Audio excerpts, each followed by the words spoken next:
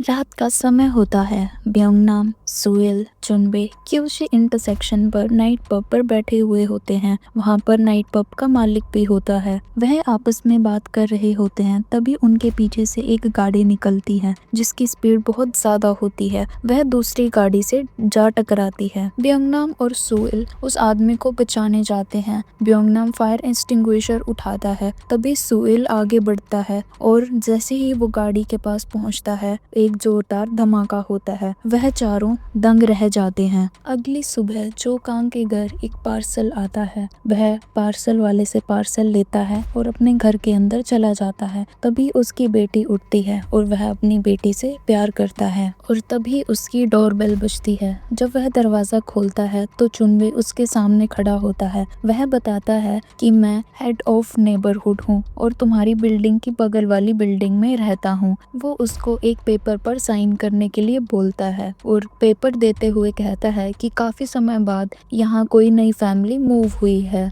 वो जाते समय उसको एक पेपर पकड़ाता है जिसपे गार्बेज सॉर्टिंग का मेथड लिखा हुआ होता है और वह कहता है कि यूथ एसोसिएशन का प्रेसिडेंट हर रोज गार्बेज को चेक करता है कि किसने वो गार्बेज सही से सॉर्ट करा है या नहीं। तभी हम अपनी स्क्रीन पर ब्योंगनाम को देखते हैं। वह एक काले लिफाफे को देख रहा होता है। तभी वह उस लिफाफे को खोलता है और उसमें एक फटा हुआ बनी देखता है जिसके अंदर से बहुत ही गंदी स्मेल आ रही होती है। अगले सीन में हम देखते हैं चो कांग एप्पल बेच रहा होता है। वह एक लेडी को 2 बैग एप्पल देता है और वो लेडी अपने घर की ओर जा रही होती है। तभी कार में से एक आदमी निकल कर आता है और वह उस औरत की वीडियो बना लेता है और कहता है कि अब तो तुम्हारा हाथ बिल्कुल सही है। तभी वह लेडी उससे लड़ने लगती है कि तुम मेरी वीडियो ऐसे नहीं बना सकते और यह सीन यहीं पर खत्म हो जाता है। अगले सीन से हमें पता चलता है कि चो कांग वर्टिगो इंश्योरेंस के स्पेशल इन्वेस्टिगेशन यूनिट में काम करता है।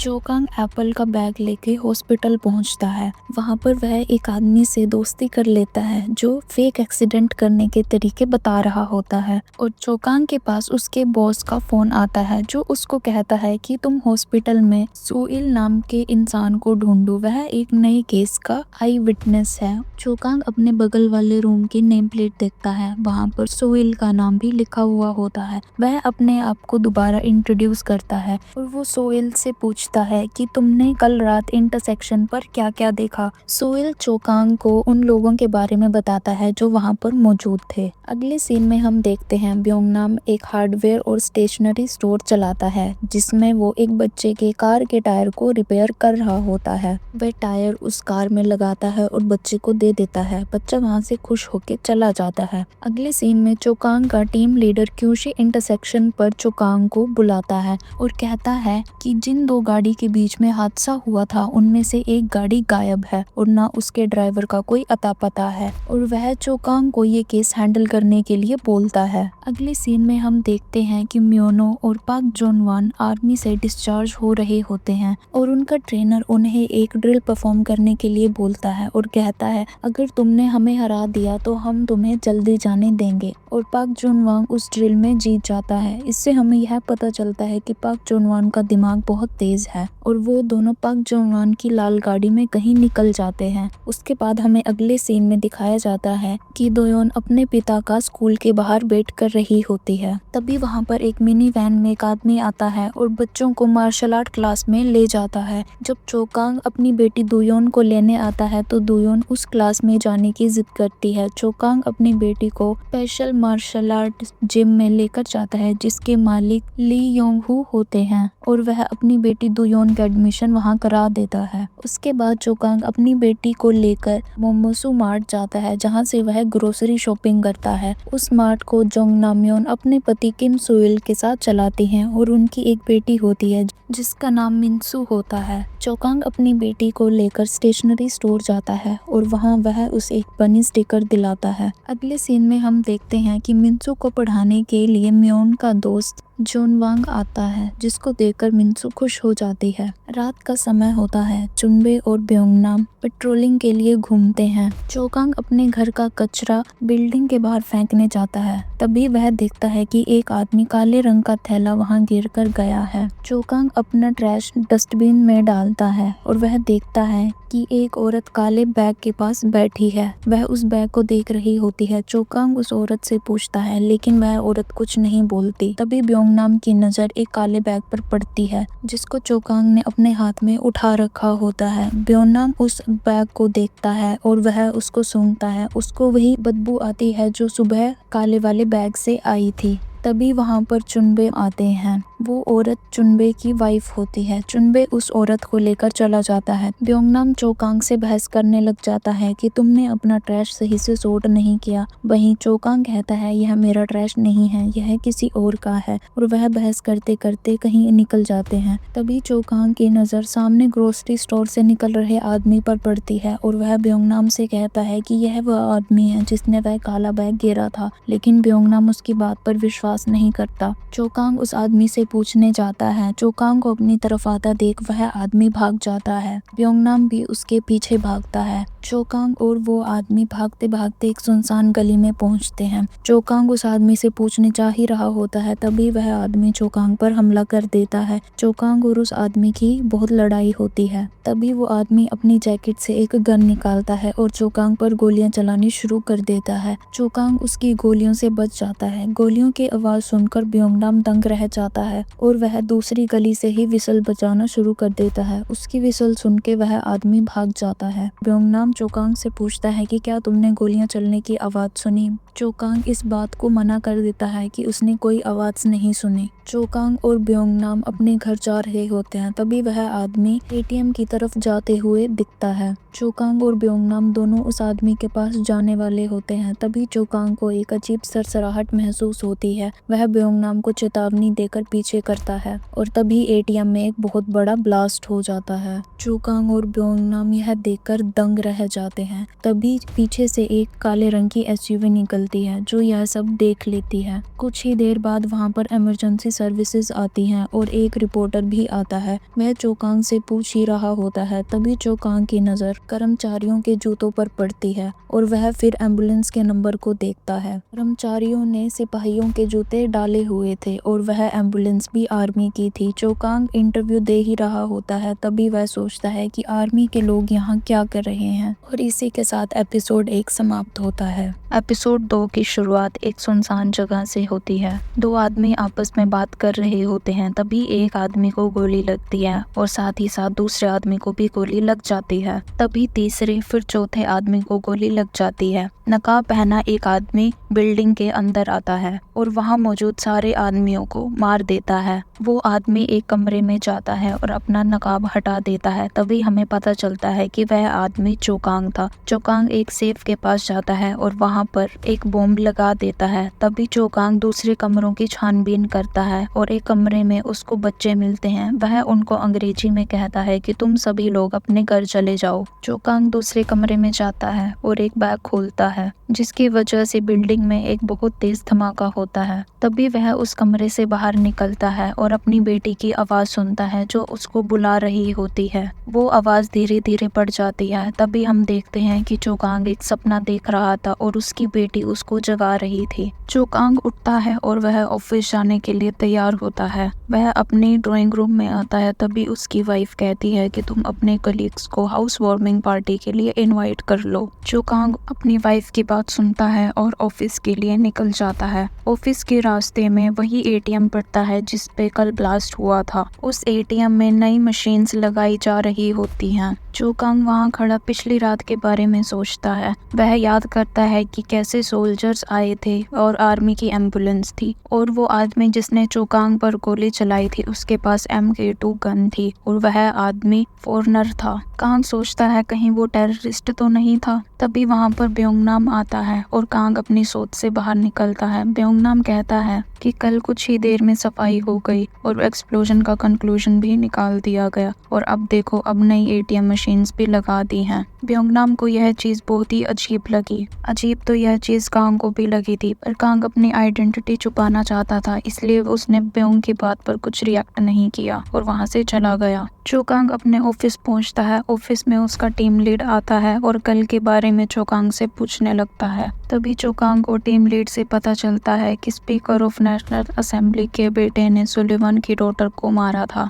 और अब उस लड़के को कोर्ट से रियासत मिल जाती है। सुलिवान कौन है, उसकी बेटी कौन थी, ये हमें आने वाले एपिसोड्स में पता चलता है। सुलिवान जब अपनी बेटी के केस में बाहर निकलता है तब वहाँ पर काफी सारे मीडिया रिपोर्टर्स होते हैं। उनमें से एक रिपोर्टर पूछता है कि आपको कैसा लगा यह केस सुन के। तब सुलिवान कहता है कि there is no justice in Korea और वह यह कहकर वहां से चला जाता है। तभी हम देखते हैं कि यह सब एक टीवी पर दिखा रहे होते हैं। वहां बैठे दो पॉडकास्टर डिस्कस करते हैं। वहां से हमें पता चलता है कि जेम्स सुलिवान ने क्योंशी में एक बहुत ही बड़ा प्लॉट खरीदा था। वह क्योंशी को एशिया हब बनाना चाहता था, लेकिन अब जो कोर्ट ने फैसला सुनाया है उसके बाद सभी लोग सोच में पड़ जाते हैं कि क्या वो क्योंशी में इन्वेस्टमेंट करेगा भी या नहीं। तभी हम अगले सीन में देखते हैं चोकांग अपने ऑफिस में होता है और चोकांग का टीम लीडर उससे पूछता है क्या तुम्हें वो कार मिली जो क्योशी इंटरसेक्शन के एक्सीडेंट में इन्वॉल्व थी। चोकांग ऑफिस से निकलकर पब्लिक जंकयार्ड में जाता है। वहाँ कांग को पता चलता है कि उस जंकयार्ड में एक ही कार थी, जबकि दो कार के बीच में कोलिजन हुआ था और वह दूसरी कार वहाँ पर नहीं है।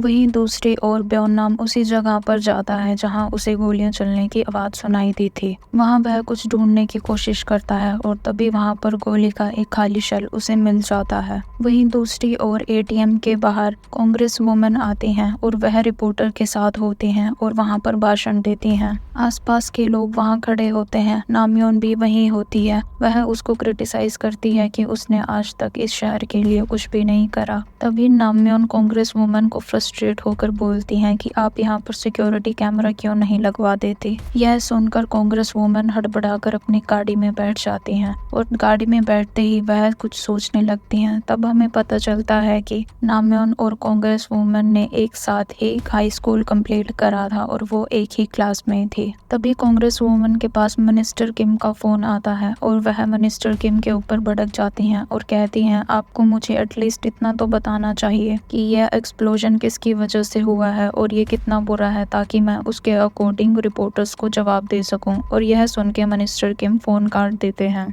मिनिस्टर किम नेशनल डिफेंस के मिनिस्टर थे और वो टीवी पर सुलिवान का केस देख रहे थे। दूसरी ओर हमें जो वॉन के बारे में बताया जाता है कि वह एक अमीर घर का लड़का है। चोकांग अपनी बेटी को मार्शल आर्ट जिम से घर लेके जाता है। तब उसकी बेटी कहती है कि अगर मुझे कोई बुरा आदमी मिला तो मैं जोर जोर से सीटियां बजाऊंगी। और दुयोन कहती है कि हमारे किंडरगार्टन में एक नई टीचर आई है जिसका नाम ओलिविया है और वह इंग्लिश में बोलती रहती है। तभी कांग दुयोन से कहता है कि तुम आज अपनी माँ को ज्यादा परेशान ना करना, इसके बदले में मैं तुम्हें एक स्टिकर दिलाऊंगा। कांग दुयोन को हार्डवेयर स्टेशनरी स्टोर पर लेके जाता है। वहाँ से दुयोन स्टिकर खरीदती है और कांग हार्डवेयर स्टोर में ब्योंग के पास जाता है। कांग ब्योंग को अपना बिजनेस कार्ड देता है और कहता है कि आपने इंटरसेक्शन के एक्सीडेंट पर जो कुछ भी देखा है जो जरूरी है प्लीज हमें बताएं। ब्योंग कहता है मुझे कुछ याद नहीं है, लेकिन अगर तुम मेरे सवाल का जवाब दोगे तो शायद मुझे याद आ जाए। ब्योंग कांग से उस रात चली गोली के बारे में पूछता है, लेकिन कांग उसका जवाब नहीं देता। कांग स्टेशनरी शॉप की तरफ जाने लगता है। तभी उसको गन के ट्रिगर की आवाज आती है और वह एकदम अपने हाथ में स्क्रू ड्राइवर लेता है और ब्योंग की आंख में मारने चाहता है।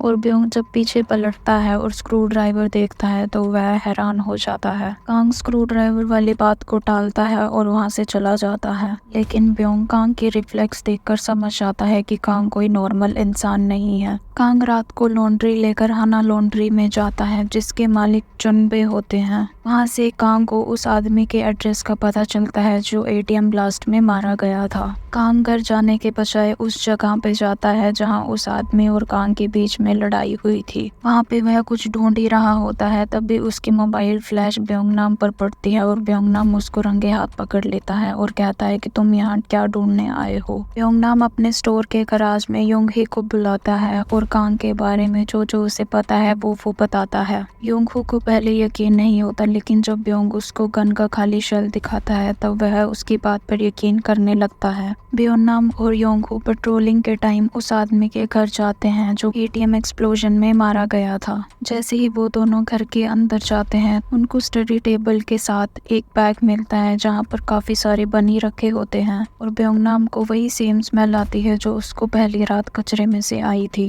योंगहू दूसरे कमरे में जाता है और एक चीज से टकरा कर नीचे गिरता है, तब उसको टेबल के नीचे लगा बॉक्स दिखता है। योंगहू उस सूटकेस नुमा बॉक्स को निकालता है, तभी उसको कबर्ड से एक आवाज सुनाई देती है। वो ब्योंगनाम का नाम लेता है और वह दोनों घर से बाहर चले जाते हैं। वो आदमी कबर्ड से बाहर निकलता है और कुछ ढूंढने लगता है। जैसे ही वो कमरे से बाहर आता है कांग उस पर हमला कर देता है। कांग को बिल्ली से एलर्जी थी, वह बिल्ली उसके पास से गुजरती है और कांग चीखने लगता है। वो आदमी वहाँ से अपनी बाइक लेकर भाग जाता है। कांग घर के बाहर निकलता है, तभी ब्योंगनाम और योंगहू दरवाजे के पीछे खड़े कांग को देख लेते हैं। योंगहू के हाथ से वह बॉक्स गिर जाता है और कांग उन दोनों को देख लेता है कि वह गेट के पीछे हैं। अभी हम अगले सीन में देखते हैं कि योंगहू, ब्योंगनाम और जो कांग एक ग्रोसरी शॉप के बाहर बैठे होते हैं। ब्योंगनाम जो कांग को एक नॉर्दर्न स्पाई बोलता है और कहता है कि अगर तुम नहीं हो तो तुम इसे प्रूव करके दिखाओ। तभी जो कांग के फोन पर जनरल हांग का फोन आता है। ब्योंगनाम और योंगहू यह देखकर हैरान हो जाते हैं। कांग कहता है कि यह फोन उठाना बहुत जरूरी है, प्लीज मुझे ये फोन उठाने दो। तभी योंगहू ब्योंगनाम के हाथ से फोन उठाता है, तब पता चलता है कि जनरल वांग कोई और नहीं कांग की वाइफ है। कांग की वाइफ कांग को घर बुलाती हैं और कहती हैं कि ग्रोसरी स्टोर से आते हुए दूध की कैनी ले आना।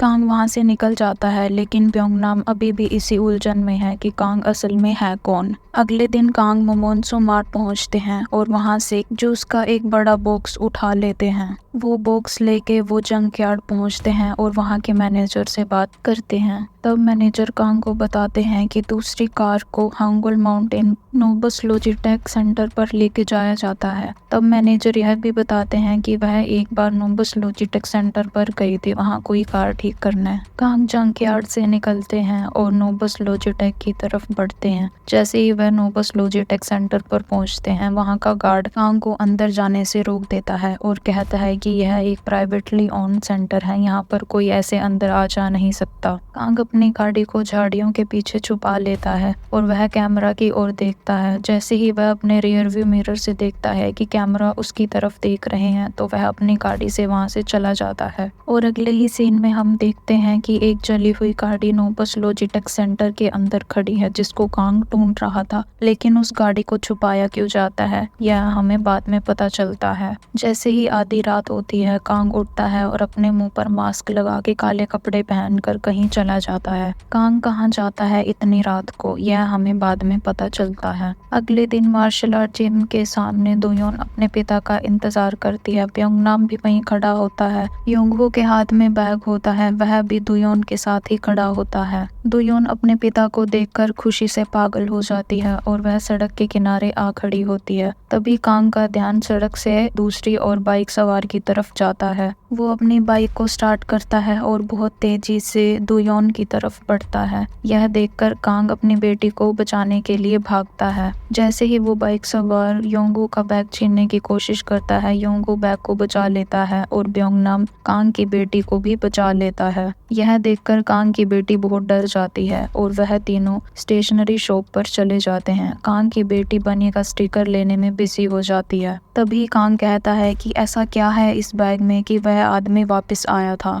बाइक सवार वही आदमी होता है जो कांग के साथ उस दिन लड़ा था और वहां से भाग गया था। वह तीनों इस निर्णय पर आते हैं कि वह तीनों बैग खोलेंगे। योंगहो उस बैग को लेकर अपने दोस्त की दुकान पे जाता है और वहां से एक हैकिंग डिवाइस ले आता है। उसके बाद वो तीनों उस बैग को लेकर जिम चले जाते हैं। जैसे ही योंगहो उस बैग को खोलता है, उसमें एक लैपटॉप होता है जिसको योंगहो हैकिंग डिवाइस के थ्रू अनलॉक कर लेता है। अनलॉक करते ही उनकी लोकेशन उन लोगों के पास चली जाती है जो उस बैग के पीछे थे। योंगहो उस बैग में पड़ी फाइल्स को देखता है जिनमें एक वीडियो सामने आती है जो क्यूशी इंटरसेक्शन पर हुए एक्सप्लोजन की थी। वो वीडियो देख ही रहे होते हैं, तभी कांग को एक आवाज आती है। वह खिड़की के पास जाता है और देखता है कि कोई वहां पर आया है। कांग बाथरूम का बहाना कर वहां से चला जाता है। जैसे ही कांग उस कमरे से बाहर निकलता है, सीढ़ियों पर एक आदमी आ रहा होता है। कांग उसका इंतजार करता है। जैसे ही आदमी वो वहां पहुंचता है, कांग उस पर हमला कर देता है। उन दोनों की खूब फाइट होती है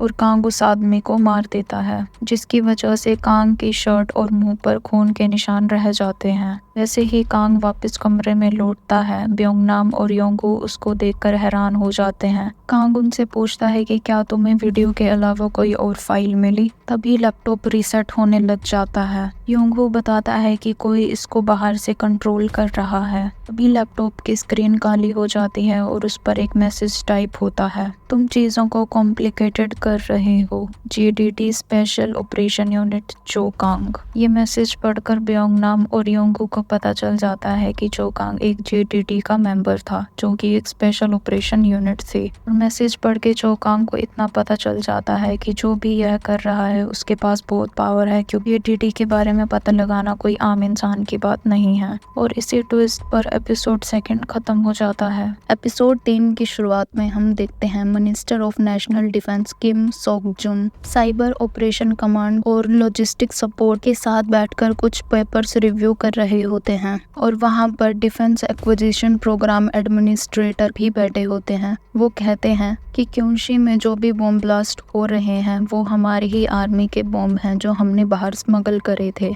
मिनिस्टर उन सब से बात करते हैं और कहते हैं कि क्यूशी में हो रहे बॉम्ब एक्सप्लोजन की खबर बाहर मीडिया तक नहीं पहुंचनी चाहिए। वाइस मिनिस्टर जब cyber operation command, logistic support group और डिफेंस एक्विजिशन प्रोग्राम एडमिनिस्ट्रेटर को मिनिस्टर के ऑफिस से आता देखते हैं, तब उन्हें बात में कुछ गड़बड़ लगती है। वहीं दूसरी ओर जब ब्योंगनाम और योंगहो को जेडीटी के बारे में पता चलता है, वह कांग से पूछते हैं, लेकिन कांग तभी उन्हें स्क्रीन पर देखने के लिए कहता है और स्क्रीन पर एक और नया मैसेज आता है, the new day is coming. और वो लैपटॉप उस मैसेज के बाद एकदम बंद हो जाता है। वो तीनों कंफ्यूज हो जाते हैं कि इस मैसेज का क्या मतलब है। तभी योंगहो चोकांग को जिम के कपड़े देता है और कहता है कि आप ये कपड़े बदल लो। इसके बाद वह तीनों बाथरूम में जाते हैं और देखते हैं। कांग देखकर हैरान रह जाता है कि बाथरूम में जितनी तोड़फोड़ हुई थी उनमें से वहाँ कुछ भी नहीं था। बाथरूम एकदम साफ था। कांग योंगहो को सिक्योरिटी कैमरा चेक करने के लिए कहता है। जब योंगहो सिक्योरिटी कैमरा चेक करता है तो उसमें कुछ भी नहीं मिलता।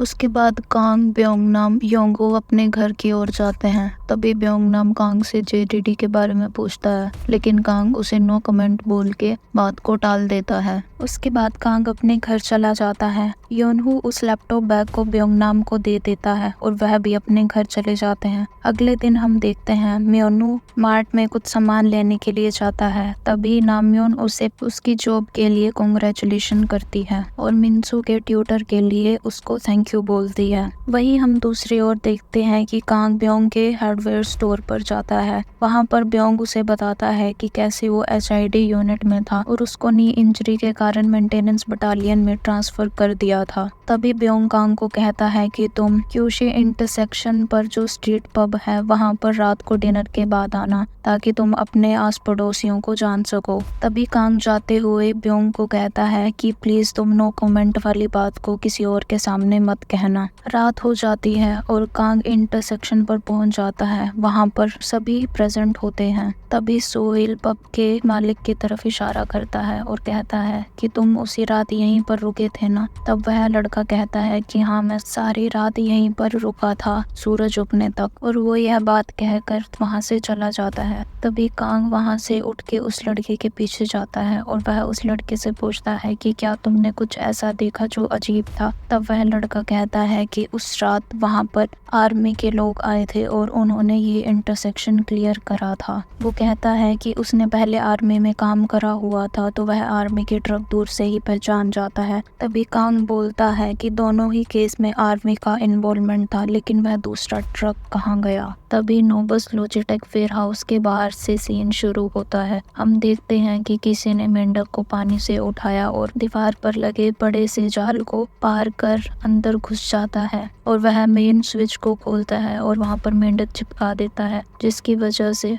एक शॉर्ट सर्किट होता है और पूरे वेयर हाउस की लाइट चली जाती है। सभी लोग घबरा जाते हैं और वो बाहर मेन स्विच को देखते हैं। इतने में वो मास्क वाला आदमी अंदर चला जाता है और कार की फोटो खींचने लगता है। उसे एक टुकड़ा मिलता है जिसको वो जेब में डालकर वहां से चला जाता है। वह मास्क वाला आदमी कोई और नहीं बल्कि चोकांग था, जो उस रात मास्क डालकर बाहर निकला था और आज उस कार को खत्म कर दिया जाता है। तभी हमारा दूसरा सीन शुरू होता है जहां पर योंगहू उस लैपटॉप को ऑन करने की कोशिश करता है, लेकिन वह ऑन नहीं कर पाता। ब्योंगनाम भी वहीं पर होता है। तभी ब्योंगनाम उसे रामेन खाने के लिए बोलता है और तभी अगले ही पल हम देखते हैं कि कोई लैपटॉप से उन दोनों को देख रहा होता है। तभी अगले दिन वर्टिको इंश्योरेंस में कांग का टीम लीड उस केस के बारे में पूछता है। तब कांग उसे सब बताता है कि वहाँ कैसे सोल्जर आए थे। यह बात सुनकर वह टीम लीड उस केस को क्लोज कर देता है और इंश्योरेंस पे आउट के लिए रिक्वेस्ट डाल देता है। कांग अपने टीम लीड को थोड़ा रुकने के लिए कहता है कि उन पैसों के पीछे कोई पड़ा हुआ है।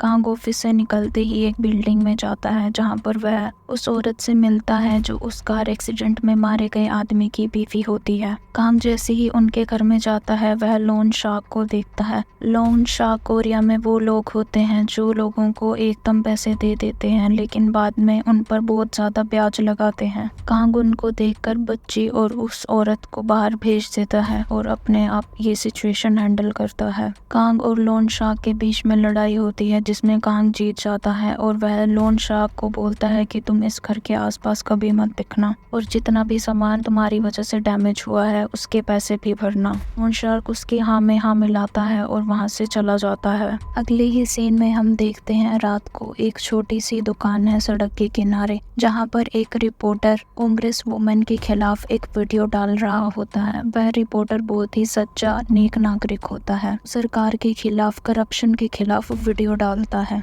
वो अपना काम खत्म करके लाइट ऑफ करके घर चला जाता है। तभी उसके कंप्यूटर पर एक मैसेज आता है, the new day is coming. अगली सुबह बहुत ही शांत होती है, जैसे किसी तूफान के आने की चेतावनी हो। सभी लोग अपने अपने कामों में व्यस्त होते हैं। म्योंग्यू अपने घर से निकलता है और बस स्टैंड की तरफ जाता है। आज उसका कंपनी का पहला दिन था। वो अपनी बस में बैठता है और एक बनी के साथ फोटो खींच के अपने दोस्त को भेज देता है। बस के चलने में अभी कुछ टाइम था। वहीं दूसरी ओर चुनवे अपनी लॉन्ड्री डिलीवर करने के लिए जाते हैं। वो ब्रिज से क्रॉस करते हैं, तभी उन्हें एक बम ब्लास्ट की आवाज सुनाई देती है। वो दूसरी ओर देखते हैं और हैरान हो जाते हैं। वहीं दूसरी ओर नाम्योन अपनी बेटी मिंजू को लेकर स्कूल जा रही होती है। रास्ते में उनको बस टर्मिनल दिखता है। बस टर्मिनल पर फायर फाइटर के ट्रक खड़े होते हैं। तभी नाम्योन देखती है कि वहाँ पर आर्मी के लोग भी आए हुए हैं। अगले सीन में हम देखते हैं कि चोकांग अपने ऑफिस जाते हैं। तभी मार्ट के सामने नाम्योन और अन्य लोग खड़े होते हैं। चोकांग उनसे पूछते हैं कि आखिर क्या बात है। अब नाम्योन बताती है कि उसने इस टर्मिनल पर आर्मी ऑफिसर्स को देखा था। तभी नाम्योन के पास म्योनू की माँ का फोन आता है और वो म्योनू के बारे में पूछती है। तभी नाम्योन कहती है कि उसके पास उसके दोस्त का नंबर है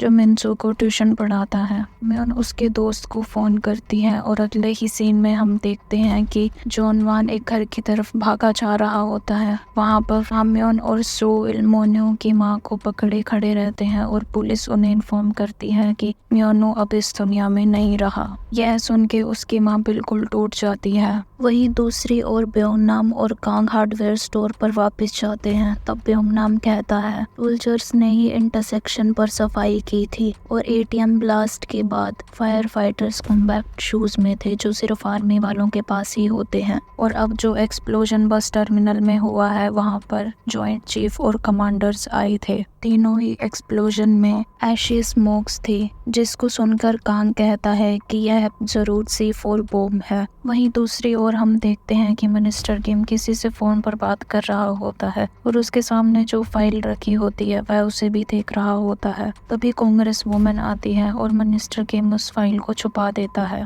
कांग्रेस वुमेन आते ही बहुत नाराज होती है और वह मिनिस्टर किम पर गुस्सा करती है और कहती है कि तुम मेरे पीठ पीछे क्या कर रहे हो, जिसकी वजह से रोज रोज बॉम्ब ब्लास्ट हो रहे हैं और वो भी क्यूशी में ही। उन दोनों की बात से पता चलता है कि वे दोनों क्यूशी को एक स्पेशल टूरिज्म स्पॉट घोषित करना चाहते थे, लेकिन सुलेमान के केस हारने के बाद लोगों की श्योरिटी इस प्रोजेक्ट से हट चुकी थी। कांग्रेस वुमेन के बार बार पूछने के बाद भी मिनिस्टर किम उसे कुछ नहीं बताते। उन दोनों की बात से यह तो साफ हो गया था कि वे एक दूसरे की मदद करते थे। वहीं दूसरी ओर नामयोन और सभी नेबर्स मिलकर म्योनो की फ्यूनरल की तैयारी करते हैं। उस फ्यूनरल में कांग्रेस वुमेन भी आती है जो वहां आके रोने का ड्रामा करती है। सभी नेबर के लोग म्योनो को अपनी रिस्पेक्ट देते हैं। म्योंगू के जाने से उसका बेस्ट फ्रेंड बहुत ही दुखी और उदास होता है। तभी योंगू वहां पर आता है और वह म्योनो को अपनी रिस्पेक्ट देता है और जोवान और नामयोन के पास जाकर बैठ जाता है। योंगू कहता है कि काश वो म्योनो को ऑफिशियल अटायर में एक बार ही देख पाता। तभी जोवान अपना फोन निकालता है और म्योनो की तस्वीर उसको दिखाता है।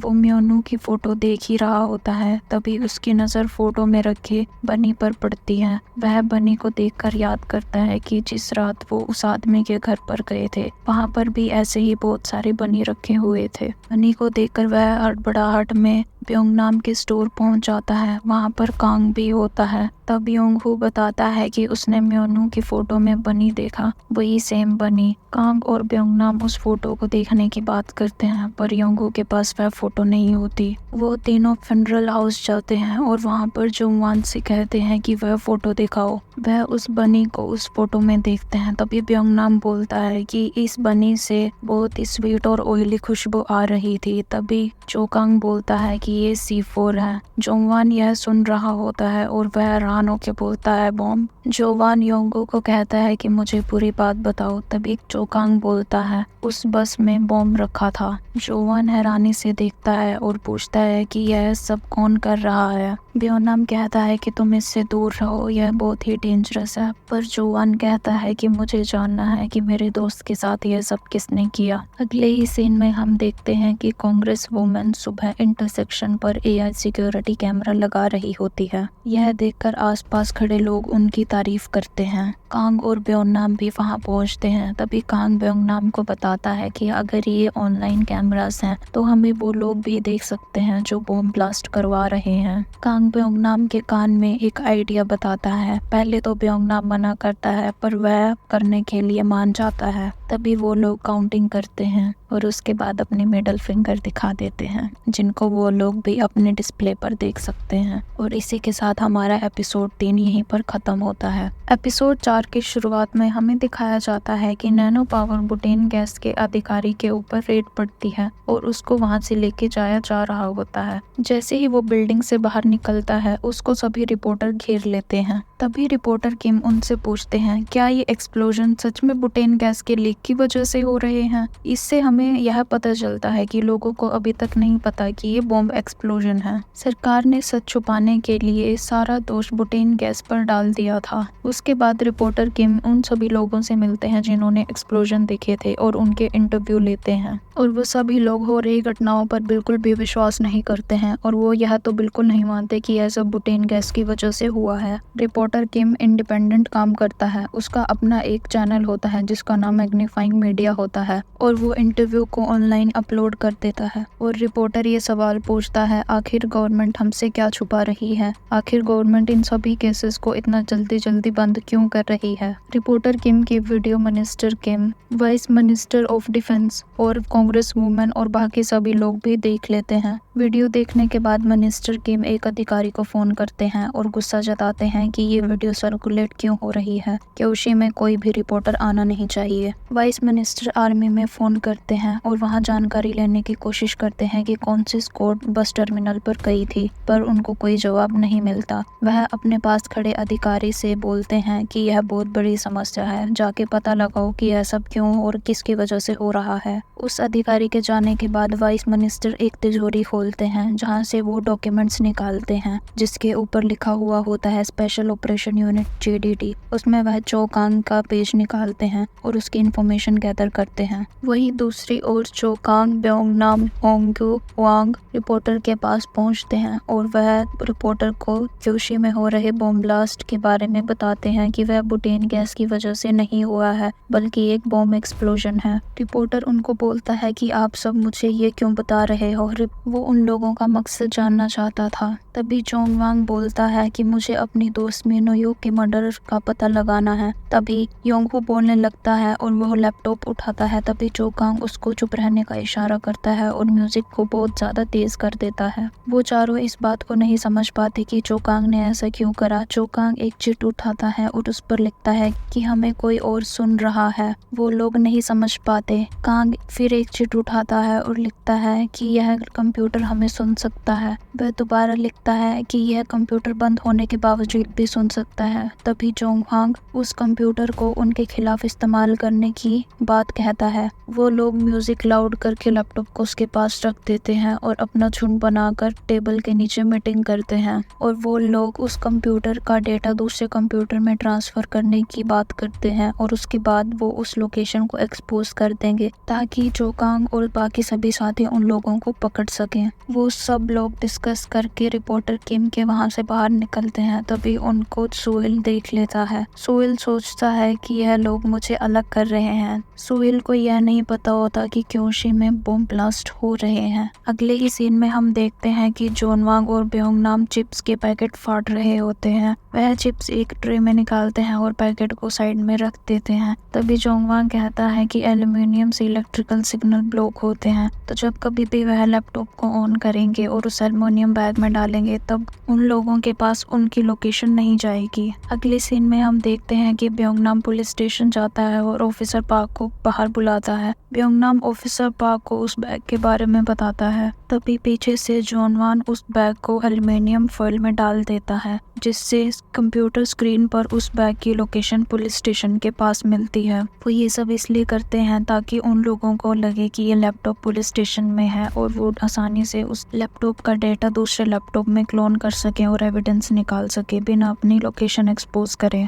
वो लोग रिपोर्टर किम के अड्डे पर जाते हैं और वहाँ पे डेटा क्लोन करने की बात करते हैं। तभी योंगहू कहता है कि मैं डेटा तो निकाल दूंगा पर मेरे पास वो टूल नहीं है। तभी रिपोर्टर किम वह टूल दिखाता है जिसकी योंगहू बात कर रहा होता है और वह $20,000 का होता है। सभी लोग उसका रेट देखकर हैरान रह जाते हैं। तभी जोंगवान उस प्रोडक्ट को ऑर्डर कर देता है। यह देखकर वह जोंगवान के रिच होने पर उसकी तारीफ करते हैं। तभी ब्योंगनाम बोलता है पुलिस स्टेशन पर निगरानी रखने के लिए सुबह मैं बैठ जाऊंगा और शाम को चोंगकांग बैठ जाएगा। तभी चोंगकांग मना कर देता है। तब ब्योंगनाम कहता है कि हमें एक CCTV कैमरा चाहिए होगा ताकि हम कहीं पर भी हों पुलिस स्टेशन पर निगरानी रख सके। वांग जब अपने अपार्टमेंट पहुंचता है तब वह उदास हो जाता है। वह अपने दोस्त म्योंगू को याद करता है। वह सोफे पर बैठता है और अपना फोन निकालता है और म्योंगू की फोटो देखकर रोने लग जाता है। म्योंगू और जोंगनाम बहुत अच्छे दोस्त थे। उनकी बहुत सारी मेमोरीज थी। वह उन मेमोरीज को याद करता है और उदास हो जाता है। अगले दिन हम देखते हैं कि योंगहू के पास फोरेंसिक किट आ जाती है जिससे वो डेटा क्लोन करने की बात करता है और उस किट को देखकर योंगहू बहुत खुश होता है जैसे उसका कोई सपना पूरा हो गया हो। योंगहू कराटे सिखाने के साथ साथ साइबर सिक्योरिटी में भी एक्सपर्ट था।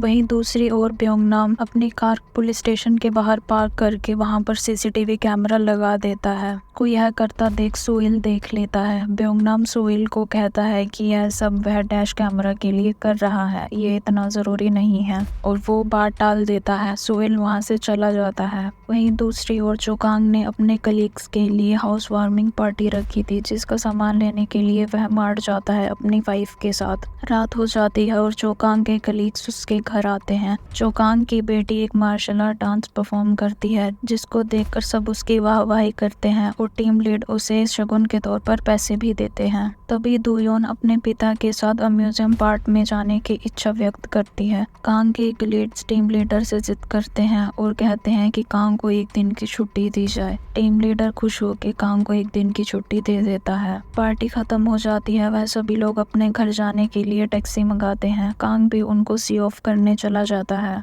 यह सब एक आदमी अपनी गाड़ी से छुपके देख रहा होता है। कांग को ज्यादा देख वह आदमी अपनी गाड़ी से बाहर आता है और बाहर की तरफ देखता है। वो आदमी वापस अपनी गाड़ी में बैठ ही रहा होता है, तभी दूसरी ओर का दरवाजा खुलता है और कांग दूसरी सीट पर आकर बैठ जाता है। वह उस आदमी को मार के बेहोश कर देता है और उसका फोन निकाल लेता है। फोन में वो नंबर चेक करता है। वो आदमी होश में आता है तो वह उस नंबर पर फोन करता है। फोन करने के बाद उसे पता चलता है कि उसके लिए कोई पार्सल आया है। वो आदमी इशारा करके पार्सल खोलने की बात करता है और वह पार्सल एक फोन था। कांग उस फोन को उठा लेता है और वह आदमी वहां से चला जाता है। अगले दिन कांग हार्डवेयर स्टोर पर जाता है और म्योंगनाम को वह फोन दिखाता है। तब कांग कहता है कि ये इनक्रिप्टेड फोन है और यह सिर्फ मिलिट्री में यूज किया जाता है। इस बात को देखकर वो दोनों भी कंफ्यूजन में थे कि यह दोनों काम मिलिट्री ने करे थे या फिर कोई और इनके पीछे था। उसके बाद कांग म्योंगनाम से योंगहू के बारे में पूछता है। म्योंगनाम कहता है कि वह डेटा एक्सट्रैक्ट कर रहा है और बहुत ही जल्दी कर भी लेगा।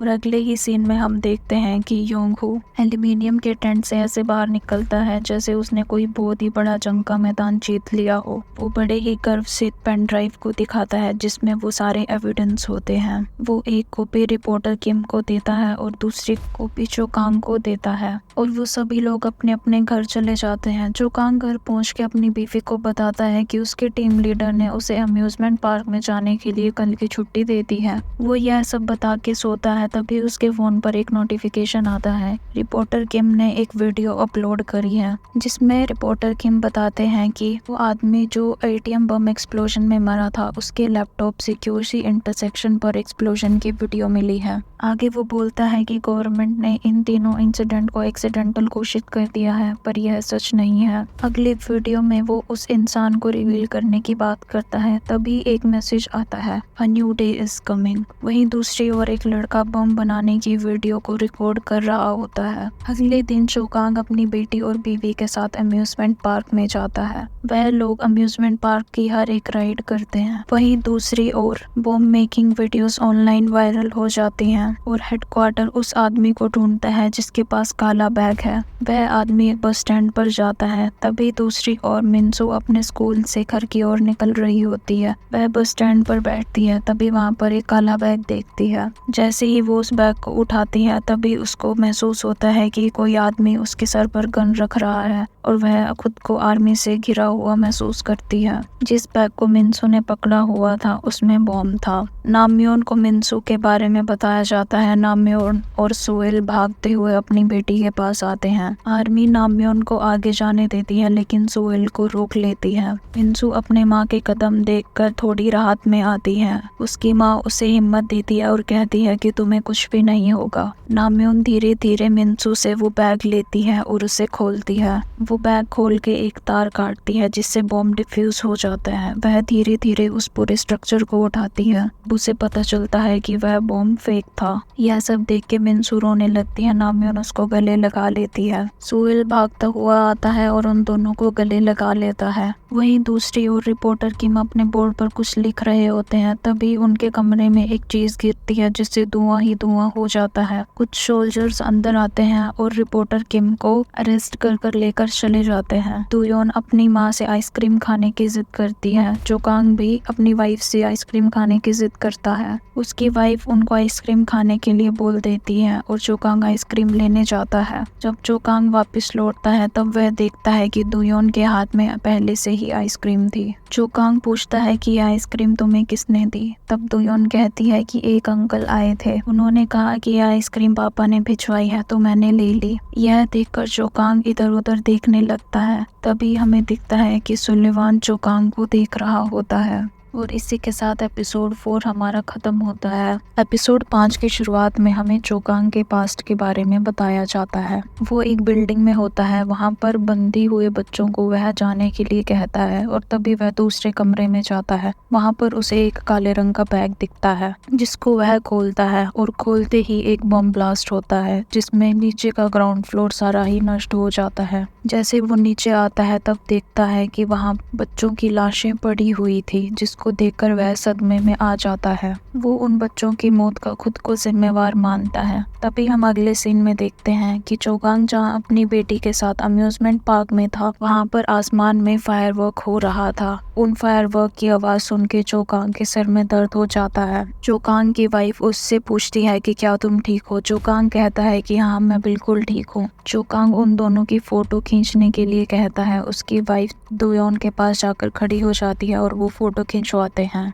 वहीं दूसरी ओर जॉन वांग रिपोर्टर किम के अड्डे पर जाते हैं। वो जैसे ही वहां का दरवाजा खोलते हैं, देखते हैं कि फर्श पर सब कुछ बिखरा हुआ था। वह रिपोर्टर किम को फोन करते हैं, लेकिन उनका फोन नहीं लगता। वही नामयोन गुस्से में ब्योंगनाम के हार्डवेयर स्टोर पर जाती है और वह ब्योंगनाम से गुस्से में पूछती है कि वो लोग कौन है जो हमारे नेबरहुड में बम गिरा रहे हैं। ब्योंगनाम कहता है कि मुझे कैसे पता। भी नामयोन कहती है कि तुम उसी की वजह से तो हर रोज मीटिंग कर रहे हो। ये बोलते ही ब्योंगनाम के पास जोवान का फोन आता है और वह रिपोर्टर किम के मिसिंग होने की खबर उनको बताता है। कांग अपने घर का कचरा फेंकने के लिए बिल्डिंग के बाहर आता है, तब वह फेक बॉम्ब का आर्टिकल पढ़ता है और उसके पास ब्योंगनाम का फोन आता है। ब्योंगनाम उसको सारी बात बताता है। तभी कांग के दूसरे फोन पर एक नंबर से फोन आता है। कांग ब्योंगनाम का फोन काटता है और उस फोन को उठाता है। कांग उनसे पूछता है कि आप लोग कौन हो? तब वह बोलता है कि मैं vice minister of national defence हूँ और मैं तुमसे मिलना चाहता हूँ। कांग प्रोड्यूसर किम के अड्डे पर पहुंचता है। कांग वहां नामयोन को देखकर पूछता है कि आप यहाँ कैसे? तब नामयोन कहती है क्यों मैं यहाँ नहीं आ सकती? ब्योंगनाम कांग को मैसेज भेजता है और बताता है कि मिनसू वहाँ पर थी। तभी नामयोन एक जूते का प्रिंट देखती है और कहती है कि ये तो सोल्जर के जूते हैं। तभी नामयोन को याद आता है कि इस एरिया में एक सीक्रेट कैमरा है जो चुनबे की वाइफ को ढूंढने के लिए लगाया होता है। चुनबे की वाइफ को अल्जाइमर होता है। ब्योंगनाम और कांग उस सिक्योरिटी कैमरा को लेकर आते हैं। तब ब्योंगनाम कांग को बताता है कि वह बॉम्ब नामयोन ने ही डिफ्यूज किया था। यह सुनकर कांग हैरान रह जाता है। तब ब्योंगनाम कांग को बताता है कि वो यूनिट 707 में ड्रिल इंस्ट्रक्टर थी। ब्योंगनाम तभी योंगदू के बारे में बताता है कि वह 707 यूनिट में ही था, लेकिन उसको साइबर सिक्योरिटी यूनिट में ट्रांसफर कर दिया था। ब्योंगनाम और चोकांग उस कैमरा को लेकर अंदर आते हैं और वह एक वीडियो देखते हैं जिसमें देखा जा सकता है कि प्रोड्यूसर किम को मिलिट्री वाले उठाकर एक गाड़ी में लेकर गए हैं। दूसरे सीन में हमें पता चलता है कि रिपोर्टर किम एक जगह पर हैं जहां पर वो चिल्ला रहे हैं। वो बाहर निकलने की आवाज मार रहे हैं, लेकिन उनकी आवाज कोई नहीं सुन सकता। रिपोर्टर किम को एक सुनसान जगह पर बंदी बना लिया जाता है। अगले दिन चोकांग को एक आदमी कार में पिक करने के लिए आता है। अगले सीन में हम देखते हैं कि कांग और वाइस मिनिस्टर कार में एक साथ बैठे थे और वाइस मिनिस्टर कांग से एक फेवर मांगता है। वो चाहता था कि कांग उस आदमी का पता लगाए जो यह सब बॉम्ब एक्सप्लोजन करवा रहा था, लेकिन कांग ये करने से मना कर देता है। तो वाइस मिनिस्टर उसे रिक्वेस्ट करता है और कांग मान जाता है। कांग की दो शर्तें होती हैं। पहली शर्त कि उसकी आइडेंटिटी रिकॉर्ड से हटा दी जाए और दूसरी और उसे ये बताया जाए कि आर्मी ने रिपोर्टर किम को कहाँ रखा है। यह बात सुन के वाइस मिनिस्टर हैरान हो जाते हैं। रिपोर्टर किम को आर्मी वालों ने किडनैप करा था, यह वाइस मिनिस्टर को नहीं पता था। वहीं दूसरी ओर मिनिस्टर ऑफ नेशनल डिफेंस उन सभी लोगों का बैकग्राउंड चेक करवाते हैं जिन्होंने इंटरव्यू दिया था,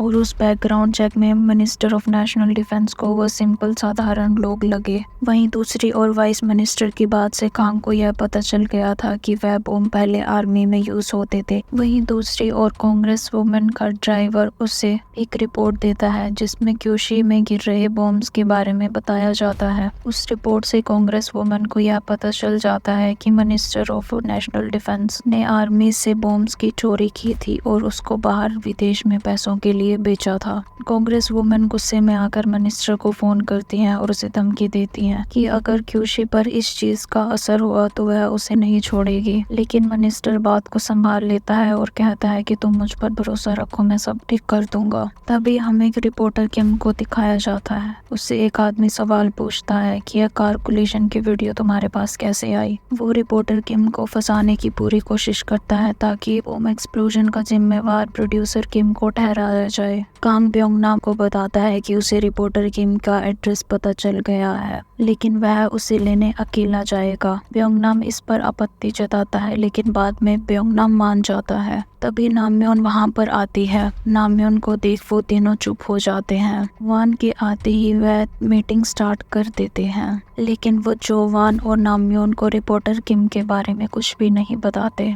वो सब लोग घर चले जाते हैं। तभी कांग स्टोर से बाहर निकलता है और ब्योंगनाम से कहता है कि उसे उन सब की चिंता हो रही है, कहीं प्रोड्यूसर किम की तरह उन्हें ना कुछ हो जाए। जब कांग अपने घर जा रहा होता है तब ब्योंगनाम उसे कहता है कि तुम सुबह मेरी शॉप पर जरूर आना। अंत में दिखाया जाता है कि ब्योंगनाम कुछ बना रहा होता है। वह क्या बनाता है यह हमें कल पता चलेगा। अगली सुबह कांग अपनी बेटी को स्कूल ले जाने के लिए तैयार करता है। तभी टीवी पर सुलेमॉन केस के बारे में बताया जाता है। तब दोयोन कहती है कि यह वही आदमी है जिन्होंने मुझे आइसक्रीम दी थी, और कांग यह सुनकर हैरान हो जाता है। कांग दोयोन को लेकर स्कूल जा रहा होता है। तभी कांग उससे पूछता है, क्या सही में वही आदमी था जिन्होंने तुम्हें आइसक्रीम दी थी? तब दोयोन कहती हैं कि हाँ, ये वही आदमी था। वहीं ओलिविया टीचर दोयोन का इंतजार कर रही थी और दोयोन ओलिविया टीचर को देखकर खुश हो जाती हैं। कांग अपने ऑफिस के लिए निकलता है। तभी उसके फोन पर एक लिंक आता है। कांग उस लिंक को खोलता है और उसमें एक कोड टाइप करता है, जिससे उसे एक लोकेशन का पता चलता है। यह लोकेशन रिपोर्टर किम की थी। उसके बाद कांग ब्योंगनाम की दुकान पर जाता है। वहाँ ब्योंगनाम उसे एक छोटा सा बटन देता है जिसमें एक सीक्रेट कैमरा लगा होता है और वो एक जीपीएस भी होता है। ब्योंगनाम कांग को एक टीजर गन भी देता है जो आम टीजर गन के मुकाबले काफी ज्यादा स्ट्रॉन्ग थी। वहीं दूसरी ओर हम यह देखते हैं कि वाइस मिनिस्टर लिफ्ट का बटन दबाता है। तभी लिफ्ट खुलती है और उसमें मिनिस्टर किम भी होते हैं। वाइस मिनिस्टर किम से पूछता है, क्या कुछ ऐसा है जो मुझे जानना चाहिए? तब मिनिस्टर किम मना कर देता है। यहाँ से यह पता चलता है कि मिनिस्टर किम अभी किसी को कुछ नहीं बताना चाहते थे। दूसरी ओर हम देखते हैं कि लोन शार्क अपनी नूडल्स खा रहा होता है। तभी उसके पास कांग का फोन उठाता है। कांग उससे पहले हालचाल पूछता है और उससे मदद मांगता है। लोन शार्क कांग से डरता है, इसलिए वह कांग की मदद करने के लिए बोल देता है। अगले सीन में हम देखते हैं कि कांग कुछ निकाल रहा होता है। तभी वह गाड़ी की ड्राइवर सीट पर बैठता है। वह एक गन को देखता है, जिसको देख के वो याद करता है यह गन ब्योंगनाम ने दी थी और ब्योंगनाम ने कांग से कहा था कि तुम अब जेडीडी में नहीं हो, तुम एक फैमिली मैन हो, तुम्हें अपने परिवार को भी देखना है, तो तुम कुछ ऐसा मत करना जिससे उनको तकलीफ हो। कांग इस बात को सोचता है और हंस देता है। कांग अपनी गाड़ी को स्टार्ट करता है और वहां से लोकेशन की तरफ निकल जाता है। दूसरे सीन में हम देखते हैं कि लोन शार्क भी एक गाड़ी में निकल जाता है। रास्ते में एक टनल आती है। कांग अपनी गाड़ी को लोन शार्क की गाड़ी से बदल लेता है और वह लोन शार्क की गाड़ी में लोकेशन पर जाता है। कांग ऐसा इसलिए करता है क्योंकि हर सीसीटीवी कैमरे से कांग पर नजर रखी जा रही थी। वो नहीं चाहता था कि उसकी लोकेशन एक्सपोज हो। अगली सीन में हम देखते हैं कि नामयोन अपनी बेटी मिंसू को लेने जा रही होती है और रास्ते में रिपोर्टर किम का अड्डा आता है। वह उसके बाहर एक बाइक को देखती है। वह मिंसू के पापा को फोन करके बोलती है कि आप उसे ले आना और अपनी गाड़ी वहां से वापस मोड़ लेती है। जोनवांग नामयोन की गाड़ी मुड़ता देख अपनी गाड़ी भी मोड़ लेता है। दूसरी ओर नामयोन उस छपरे के अंदर जाती है। वहां उसे एक आदमी दिखता है जो कुछ ढूंढ रहा होता है। नामयोन और उस आदमी की हाथापाई होती है। तभी पीछे से जोनवान आता है और उस आदमी के ऊपर हमला करता है। वो आदमी जोनवांग को गिराकर वहां से भाग जाता है। अगले ही सीन में मिनिस्टर किम के पास एक फोन आता है जिसमें दूसरी ओर से आवाज आती है कि मिशन फेल्ड। यह सुनकर मिनिस्टर किम बहुत ही गुस्सा हो जाता है और कहता है कि तुमसे एक काम भी ढंग से नहीं होता। वहीं दूसरी ओर कांग उस वेयर हाउस में चला जाता है जहां पर रिपोर्टर किम होते हैं। वहां पर मौजूद जितने भी आदमी थे, कांग उनसे लड़ता है और उनमें से एक आदमी पर वो स्पाई कैमरा लगा देता है। रिपोर्टर किम को बचा के कांग एक सीक्रेट लोकेशन पर लेकर आता है जो गैस स्टेशन के पास होती है। वो सीक्रेट लोकेशन मिलिट्री का अंडरग्राउंड बेस स्टेशन था। वहीं दूसरी ओर हम देखते हैं कि ब्योंगनाम और बाकी सभी लोग भी उसी बेस स्टेशन पर आ जाते हैं और वो सब इस जगह को देखकर हैरान होते हैं। तभी हम देखते हैं कि नीचे वाइस मिनिस्टर और मेजर खड़ी होती हैं और इसी के साथ एपिसोड 5 खत्म होता है। एपिसोड 6 की शुरुआत में सुबॉर्न ट्रेडिंग सेंटर को दिखाया जाता है, जहां पर वाइस मिनिस्टर अपने साथ काम कर रहे लोगों को डांट रहे होते हैं और कहते हैं कि तुमसे एक किडनैप्ड इंसान को भी संभाल कर नहीं रखा गया। वाइस मिनिस्टर एक आदमी को उन 5 लोगों के बारे में जानकारी निकालने के लिए बोलता है। तभी उनमें से एक आदमी चोकांग को पहचान लेता है और कहता है कि यह वही आदमी है जिसने रिपोर्टर को वहां से निकाला था। वही सीक्रेट अंडरग्राउंड स्टेशन पर जब योंगू मेजर को देखता है तब वह मन ही मन खुश हो जाता है और उनको देखता रहता है। तभी वाइस मिनिस्टर उनको असली सच बताते हैं, पर उन सबको अब तक यह नहीं पता था कि यह सब कौन कर रहा है। जब वो लोग वहां से बाहर निकलते हैं तब नामयोन कांग से पूछती है कि तुम वाइस मिनिस्टर को कैसे जानते हो। तभी वहां पर कांग की वाइफ का फोन आ जाता है और कांग वहां से बचकर निकल जाता है, लेकिन नामयोन ब्योंग से पूछती है। तब ब्योंग उसको सब सच बता देता है। कांग सुबह ब्योंग के पास जाता है और उस आदमी के बारे में बताता है जिसके ऊपर उसने कैमरा लगाया था, और ब्योंग से कहता है कि तुम उसकी लास्ट लोकेशन चेक करो। ब्योंग को उसकी लास्ट लोकेशन पता चल जाती है, पर वह कांग को नहीं बताता क्योंकि ब्योंग को यह डर था कि कांग अब की बार भी अकेला ही चला जाएगा। ब्योंग कांग के साथ जाने की जिद करता है और कांग उसको लेकर चला जाता है। वहीं दूसरी ओर मिनिस्टर कांग का बैकग्राउंड चेक करवाते हैं। तभी उन्हें कुछ अजीब बातें पता चलती हैं जिसकी वजह से उनको कांग के ऊपर शक हो जाता है। तभी मिनिस्टर बोलते हैं कि हमने इतने मुश्किल से बॉम्ब को स्मगल किया था, वो वापस कैसे आ रहे हैं। तभी दूसरा ऑफिसर बोलता है कि उनको किसी ने डबल पैसे देकर खरीद लिया है, और वो ये भी बोलते हैं कि ब्रोकर हमें कुछ ही दिनों में उस इंसान के बारे में भी बता देगा। और वो मिनिस्टर को यह भी बताते हैं कि वाइस मिनिस्टर बॉम्ब के बारे में पता कर रहे हैं, और ये सुन के मिनिस्टर के तोते उड़ जाते हैं। मिनिस्टर वाइस मिनिस्टर के पास जाते हैं। तब वाइस मिनिस्टर उन्हें बताते हैं कि हमारे बॉम्ब सिविलियन एरिया में मिले हैं और मिनिस्ट्री में कुछ करप्शन है। यह सुन के मिनिस्टर के फिर तोते उड़ जाते हैं और वो बाहर आके कांग्रेस वुमेन को फोन करते हैं और उनको खाने पर बुलाते हैं। मिनिस्टर कांग्रेस वुमेन को सब सच बताते हैं और उनसे मदद मांगते हैं। Congress women national assembly speaker को फोन करती है और उन्हें डिनर पर बुलाती हैं। वही कांग और ब्योंग उस एरिया में पहुंचते हैं जहाँ पर कैमरा की लास्ट लोकेशन मिली थी। वो इंडस्ट्रियल कॉम्प्लेक्स था और वो बहुत ही बड़ी जगह थी जहाँ पर कैमरा को ढूंढना बहुत ही मुश्किल था। तभी ब्योंग नाम को एक आइडिया आता है और वह सबके साथ मीटिंग करता है। मीटिंग के बाद वो सब इस नतीजे पर पहुंचते हैं कि आरसी कार और ड्रोन का यूज करके वो कैमरा को ढूंढेंगे। उन आरसी कार में एक ट्रांसमीटर लगा होगा जो कैमरा के पास जाते ही उसकी लोकेशन को बता देगा। वो सब 2 टीम का गठन करते हैं और उसके बाद मीटिंग को खत्म करके वहां से चले जाते हैं। योंगू वहीं रुकता है और मेजर से बात करता है। वह मेजर को कहता है कि उसके पास एक ऐसा डिवाइस है जो उनको छुपा कर रखना है, और यह बात करते करते योंगू का दिल तेजी से धड़कने लग जाता है। अगले दिन योंगू वहां पर तैयार होके एक बैग लेके आता है और मेजर उसको देखकर उस पर गुस्सा होती है और कहती है कि तुम आज के बाद ऐसे कपड़े डालकर यहाँ पर मत आना।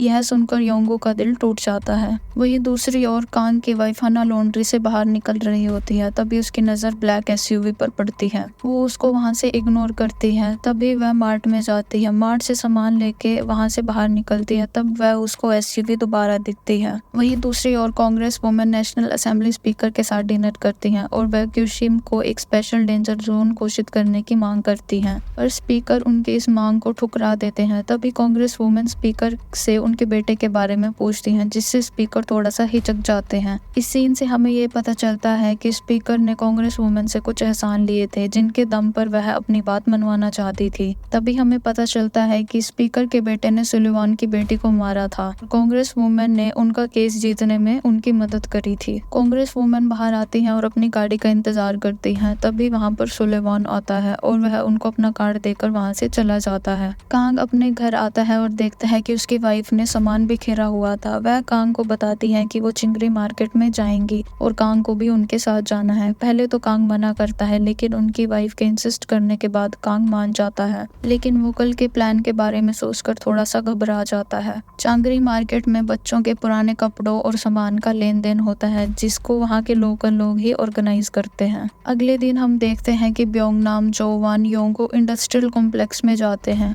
और वह तीनों एक ऊंची बिल्डिंग पर जाकर खड़े हो जाते हैं। उन तीनों के पास एक एक कार होती है जिसको वह बिल्डिंग पर खड़े होकर कंट्रोल करते हैं और वह उन कार को चलाना शुरू कर देते हैं। योंगो और ब्योंग नाम की कार शुरू में ही टूट जाती है। वह बिल्डिंग से नीचे आते हैं और उसका ट्रांसमीटर हाथ में लेकर पूरे इंडस्ट्रियल कॉम्प्लेक्स में भागते हैं। वही जॉनवान अपनी गाड़ी से उस कैमरा को ढूंढता है। जॉन अपनी कार चला ही रहा होता है, तभी उसकी कार एक आदमी से जा टकराती है। वहीं दूसरी ओर योंगो एक बिल्डिंग के पास से गुजरता है। तभी उसके ट्रांसमीटर में से एक आवाज आती है जिससे योंगो को पता चलता है कि वहीं पर कैमरा था। वहां पर वह एक डिवाइस लगाता है और वहां से चला जाता है। दूसरी ओर वो आदमी वहां पर गाड़ी देखता है तभी सामने से ब्योंग नाम आता है। वो आदमी ब्योंग नाम से पूछता है कि तुम यहाँ पर आरसी कार क्यों चला रहे हो। ब्योंग नाम उस बात को संभाल लेता है और वो लोग वहाँ से बचकर निकल जाते हैं। जैसे ही वो लोग कॉम्प्लेक्स से बाहर निकलते हैं तब ब्योंग नाम वहीं रुकता है और कहता है कि वो कांग का इंतजार करेगा। योंगू बंकर में वापस जाता है और वहाँ पर वो ट्रांसमीटर से कैमरा को कनेक्ट कर देता है और उनको कैमरा की एग्जैक्ट लोकेशन पता चल जाती है और वो उस एरिया के कैमरास और स्पीकर को उस डिवाइस के थ्रू हैक कर लेते हैं। वहीं दूसरी ओर कांग चांगरी मार्केट में होता है। वहाँ पर नामयोन भी होती है। कांग की वाइफ कांग को देखती है और वह उसकी परेशानी समझ जाती है। वहीं दूसरी ओर हुआन चांगरी मार्केट में आता है और नामयोन इंडस्ट्रियल कॉम्प्लेक्स में चली जाती है।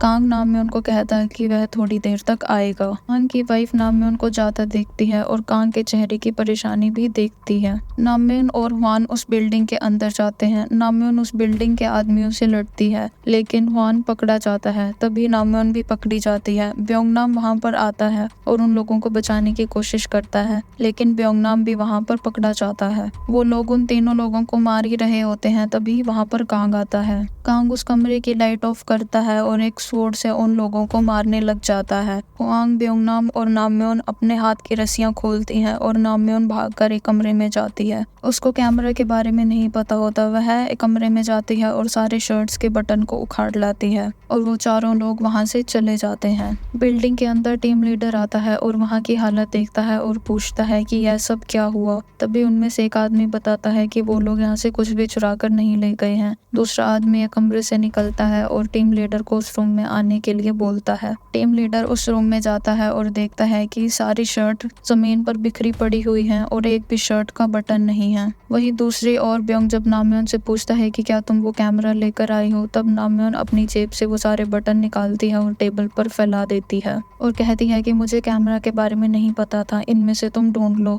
ब्योंग उनमें से कैमरा ढूंढता है और वो एक बड़े से डिस्प्ले पर वीडियो चलाते हैं। तब वह उस आदमी का चेहरा देखते हैं जो यह सब करवा रहा था। मेजर उनका चेहरा देखती है और कहती है कि यह तो मिनिस्टर ऑफ नेशनल डिफेंस हैं और ये सब सुन के उनके तोते उड़ जाते हैं। एपिसोड 7 की शुरुआत 2022 में होती है जहाँ पर एक गाड़ी में एक घायल इंसान होता है जिसका नाम योनसू होता है और उसकी हालत देखकर साफ पता चल जाता है कि उसका कोई एक्सीडेंट हुआ है। वो अपनी गाड़ी में बैठा देखता है कि एक लड़की के पास बहुत सारे लोग खड़े हैं और वो लड़की घायल है। तभी वो अपने पापा को फोन करता है और बताता है कि मेरे से एक गलती हो गई है। तभी हम देखते हैं कि सुलेमान भाग के उस बच्ची के पास जाता है और रोने लग जाता है। वो रोते हुए मदद की पुकार लगाता है। वो सुलेमान की लड़की थी जिसको नेशनल असेंबली स्पीकर के बेटे ने मारा था। दूसरे सीन में हम देखते हैं कि कांग्रेस वुमेन मिनिस्टर के पास जाती हैं और सब बताती हैं। उस टाइम तक नेशनल स्पीकर नहीं बने थे तो वो लोग बोलते हैं कि अगर कांग्रेस वुमेन और मिनिस्टर ने उनकी हेल्प करी तो क्यूशी को वो स्पेशल जोन बना देंगे जिनसे उनको प्रॉफिट होगा। तब वो लोग डिसाइड करते हैं कि वो नेशनल स्पीकर के बेटे को मदद करेंगे। तब कांग्रेस वुमेन बोलती हैं कि सुलेमान तुम्हारा बिजनेस पार्टनर है। तब मिनिस्टर बोलता है कि बिजनेस अपनी जगह है और अपने रिश्ते अपनी जगह। तभी सीन आज के टाइम पर जाता है जहां मिनिस्टर को पता चलता है कि बम खरीदने वाला कोई और नहीं सुलेमान था। वो यह सुन के हैरान हो जाता है। वहीं दूसरी ओर बंकर में जब उन लोगों को पता चलता है कि मिनिस्टर ने रिपोर्टर को किडनैप किया था तो वो ये सोचकर हैरान हो जाते हैं। वहीं दूसरी ओर मिनिस्टर को पता चल जाता है कि उसके बारे में वो लोग जान चुके हैं तो वह बहुत गुस्सा होता है और उनको सबक सिखाने के बारे में बोलता है।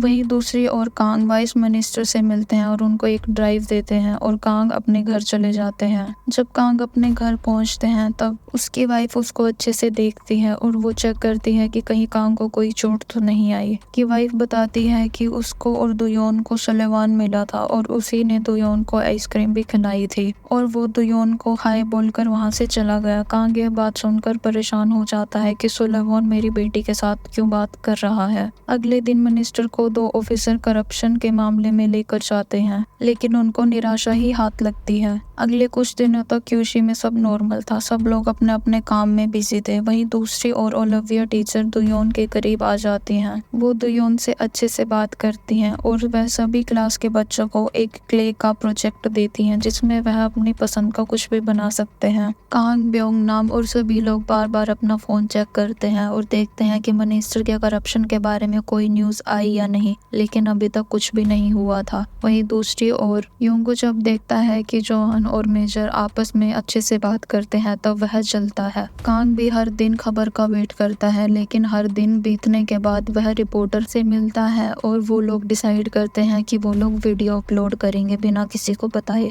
वहीं दूसरी ओर कांग की वाइफ का कोई पीछा करता है। वह एक बार टाल देती है, लेकिन दूसरी बार वह उस गाड़ी को रोक के पूछती है कि तुम्हें क्या चाहिए। वो लोग गाड़ी से बाहर निकलते हैं और कांग की वाइफ को किडनैप करने की कोशिश करते हैं। यह सब दूर खड़ी नामयोन देख लेती है। वह यह सब होता देख भागती है और कांग की वाइफ को बचाती है और वो लोग वहां से भाग जाते हैं। कांग की वाइफ को वह अपने मार्ट पर लेकर जाती है और ब्योंगनाम को बुलाती है। यह सब देख उसको मिनसू की फिक्र होती है। वह अपनी बेटी को घर ले आती है। वहीं दूसरी ओर कांग जब बंकर से बाहर निकलता है तब वह इतनी मिस कॉल्स देखकर घबरा जाता है और अपनी वाइफ को फोन करता है। तब उसकी वाइफ सब बताती है। कांग गुस्से में घर पहुंचता है। घर पहुंचते ही उसको ब्योंगनाम सामने खड़ा दिख जाता है। ब्योंगनाम कांग को समझाता है कि हर चीज मारने से नहीं सॉल्व होती। तुम एक फैमिली मैन हो। अगर दोयोन को तुम्हारी इन हरकतों के बारे में पता चला तो एक दिन ऐसा आएगा जब दोयोन भी तुमसे बात नहीं करेगी। यह सब सुन के कांग का गुस्सा थोड़ा शांत होता है और ब्योंगनाम कहता है कि हम सब मिलकर अपने अपने परिवार को प्रोटेक्ट करेंगे। कांग के घर पहुंचने पर उसकी वाइफ डाइनिंग टेबल पर बैठी होती है। वह कांग से पूछती है कि क्या हो रहा है ये सब। कांग उसको सब सच बता देता है। ये सुन के कांग की वाइफ इतना परेशान हो जाती है कि उसको रात भर नींद नहीं आती। रात को रिपोर्टर मिनिस्टर की वीडियो अपलोड कर देता है। ब्योंगनाम और मेजर सुबह रिपोर्टर के पास जाते हैं और उसे ना बताने के बारे में पूछते हैं। वहीं दूसरी ओर हम देखते हैं कि वाइस मिनिस्टर के साथ कांग बैठे होते हैं और उन दोनों के बीच में वीडियो अपलोड करने को लेकर बात हो रही होती है। कांग बोलता है कि उन्होंने मेरी वाइफ को किडनैप करने की कोशिश करी थी और यह उसका बदला है, और वो ये सब बोलकर वहां से चला जाता है। मिनिस्टर अपने ऑफिस के बाहर लगी रिपोर्टर की भीड़ को देखता है और कांग्रेस वुमेन को फोन करता है। कांग्रेस वुमेन उनको अपने पुराने अड्डे पर बुलाती है। मिनिस्टर वहां पहुंचते हैं और कांग्रेस वुमेन और मिनिस्टर के बीच में बात होती है कि हम क्यूशी में एक और बम ब्लास्ट करेंगे और उसका नाम सुलेवन पर डाल देंगे। उनका प्लान सुनकर मिनिस्टर खुश हो जाता है और वहां से हंसता हुआ अपने घर की तरफ चला जाता है। वहीं दूसरी ओर जोवान मिनसू को स्कूल से पिक करता है और उसे मार्ट के सामने ड्रॉप करता है। जैसे ही वह अपनी गाड़ी को पार्किंग पर लगाने के लिए जाता है, उसकी नजर एक कार पर पड़ती है जिसमें वो लोग बैठे हुए थे जो उस दिन इंडस्ट्रियल बिल्डिंग के अंदर मिले थे। जोवान मेजर को लैंडलाइन पर फोन करता है और वह यह सब बताता है। ब्योंगनाम भी वही होता है। ब्योंगनाम कांग को फोन करता है और बताता है कि जोवान उन लोगों का पीछा कर रहा है। तभी ब्योंगनाम अपने हिडन कैमरा को देखता है। उस हिडन कैमरा से ब्योंगनाम देखता है कि एक वैन पुलिस स्टेशन के बाहर रुकी और वहां पर उसने एक बॉक्स रखा। वहीं पर सोइल भी मौजूद होता है। ब्योंगनाम सोइल को फोन करता है कि तुम्हारे सामने जो बॉक्स रखा है तुम उसे खोलो। सोइल पूछता है कि तुम्हें कैसे पता। ब्योंगनाम उसको कहता है कि तुम पहले जाकर बॉक्स खोलो। वह बॉक्स खोलता है और उसमें एक बॉम्ब होता है। सोइल ब्योंगनाम को बताता है कि उस बॉक्स में बॉम्ब है। ब्योंगनाम सोइल को वहां से भाग जाने के लिए बोलता है। सोइल यह सुनकर कंफ्यूज हो जाता है। वह आसपास के लोगों को देखता है। वहां पर बच्चे थे और काफी लोग थे। वो बिना कुछ सोचे समझे उस बॉक्स को अपनी गाड़ी में रखता है और वहां से निकल जाता है। वहीं दूसरी ओर कांग और जोवान उस गाड़ी का पीछा करते हैं। सोइल ब्योंगनाम का फोन काटता है और अपनी वाइफ को फोन करता है। वो नामयून को बोलता है कि तुम्हारे और मिनसू के अलावा मेरा इस दुनिया में कोई नहीं है, और वह इस सब यह बोल के रोने लग जाता है।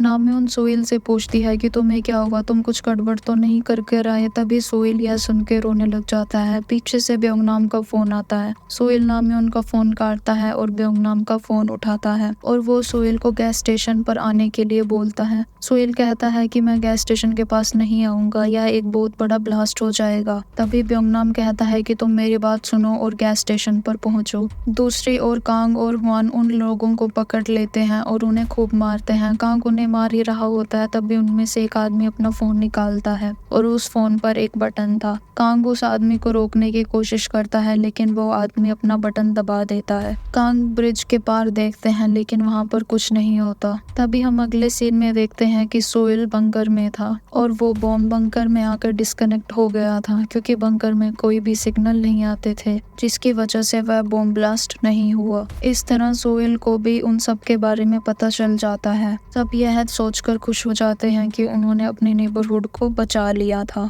कांग वहां से बाहर निकलता है और मिनिस्टर के ऑफिस पहुंचता है। मिनिस्टर अपना बैग तैयार कर रहा होता है। वह तिजोरी खोलता है और वहां से सोने सोने की ईंटें निकालता है। मिनिस्टर वहाँ से भागने की तैयारी में होता है, लेकिन तभी वहाँ पर कांग आ जाता है और मिनिस्टर को मारने लगता है। मिनिस्टर कांग पर पेन से हमला करता है, लेकिन कांग वही पेन मिनिस्टर के कंधे में मार देता है। कांग पूछता है कि नेबरहुड में बॉम्ब कौन एक्सप्लोड कर रहा है, लेकिन मिनिस्टर पहले नहीं बताते, फिर बोलते हैं कि सुलेवान। कांग को यह सब बातें याद आती हैं कि उसकी बेटी सुलेवान से मिली थी और वो उनके नेबरहुड में आया था। वो मिनिस्टर को गोली मार देता है। तभी हम अगले सीन में देखते हैं कि कांग नोबस लॉजिटेक पर होता है। वो वहाँ का गेट खोलता है और अंदर जाता है। तभी उसको वहाँ पर जेम्स सुलेवान आते हुए दिखते हैं और जेम्स सुलेवान बोलते हैं कि फाइनली आज हमारी मुलाकात हो ही गई जो कांग। और ये एपिसोड यहीं पर खत्म हो जाता है। अगला एपिसोड मिनिस्टर के ऑफिस से शुरू होता है, जहाँ पर मिनिस्टर शोक से उठते हैं और उनके चश्मे में गोली लगी हुई होती है।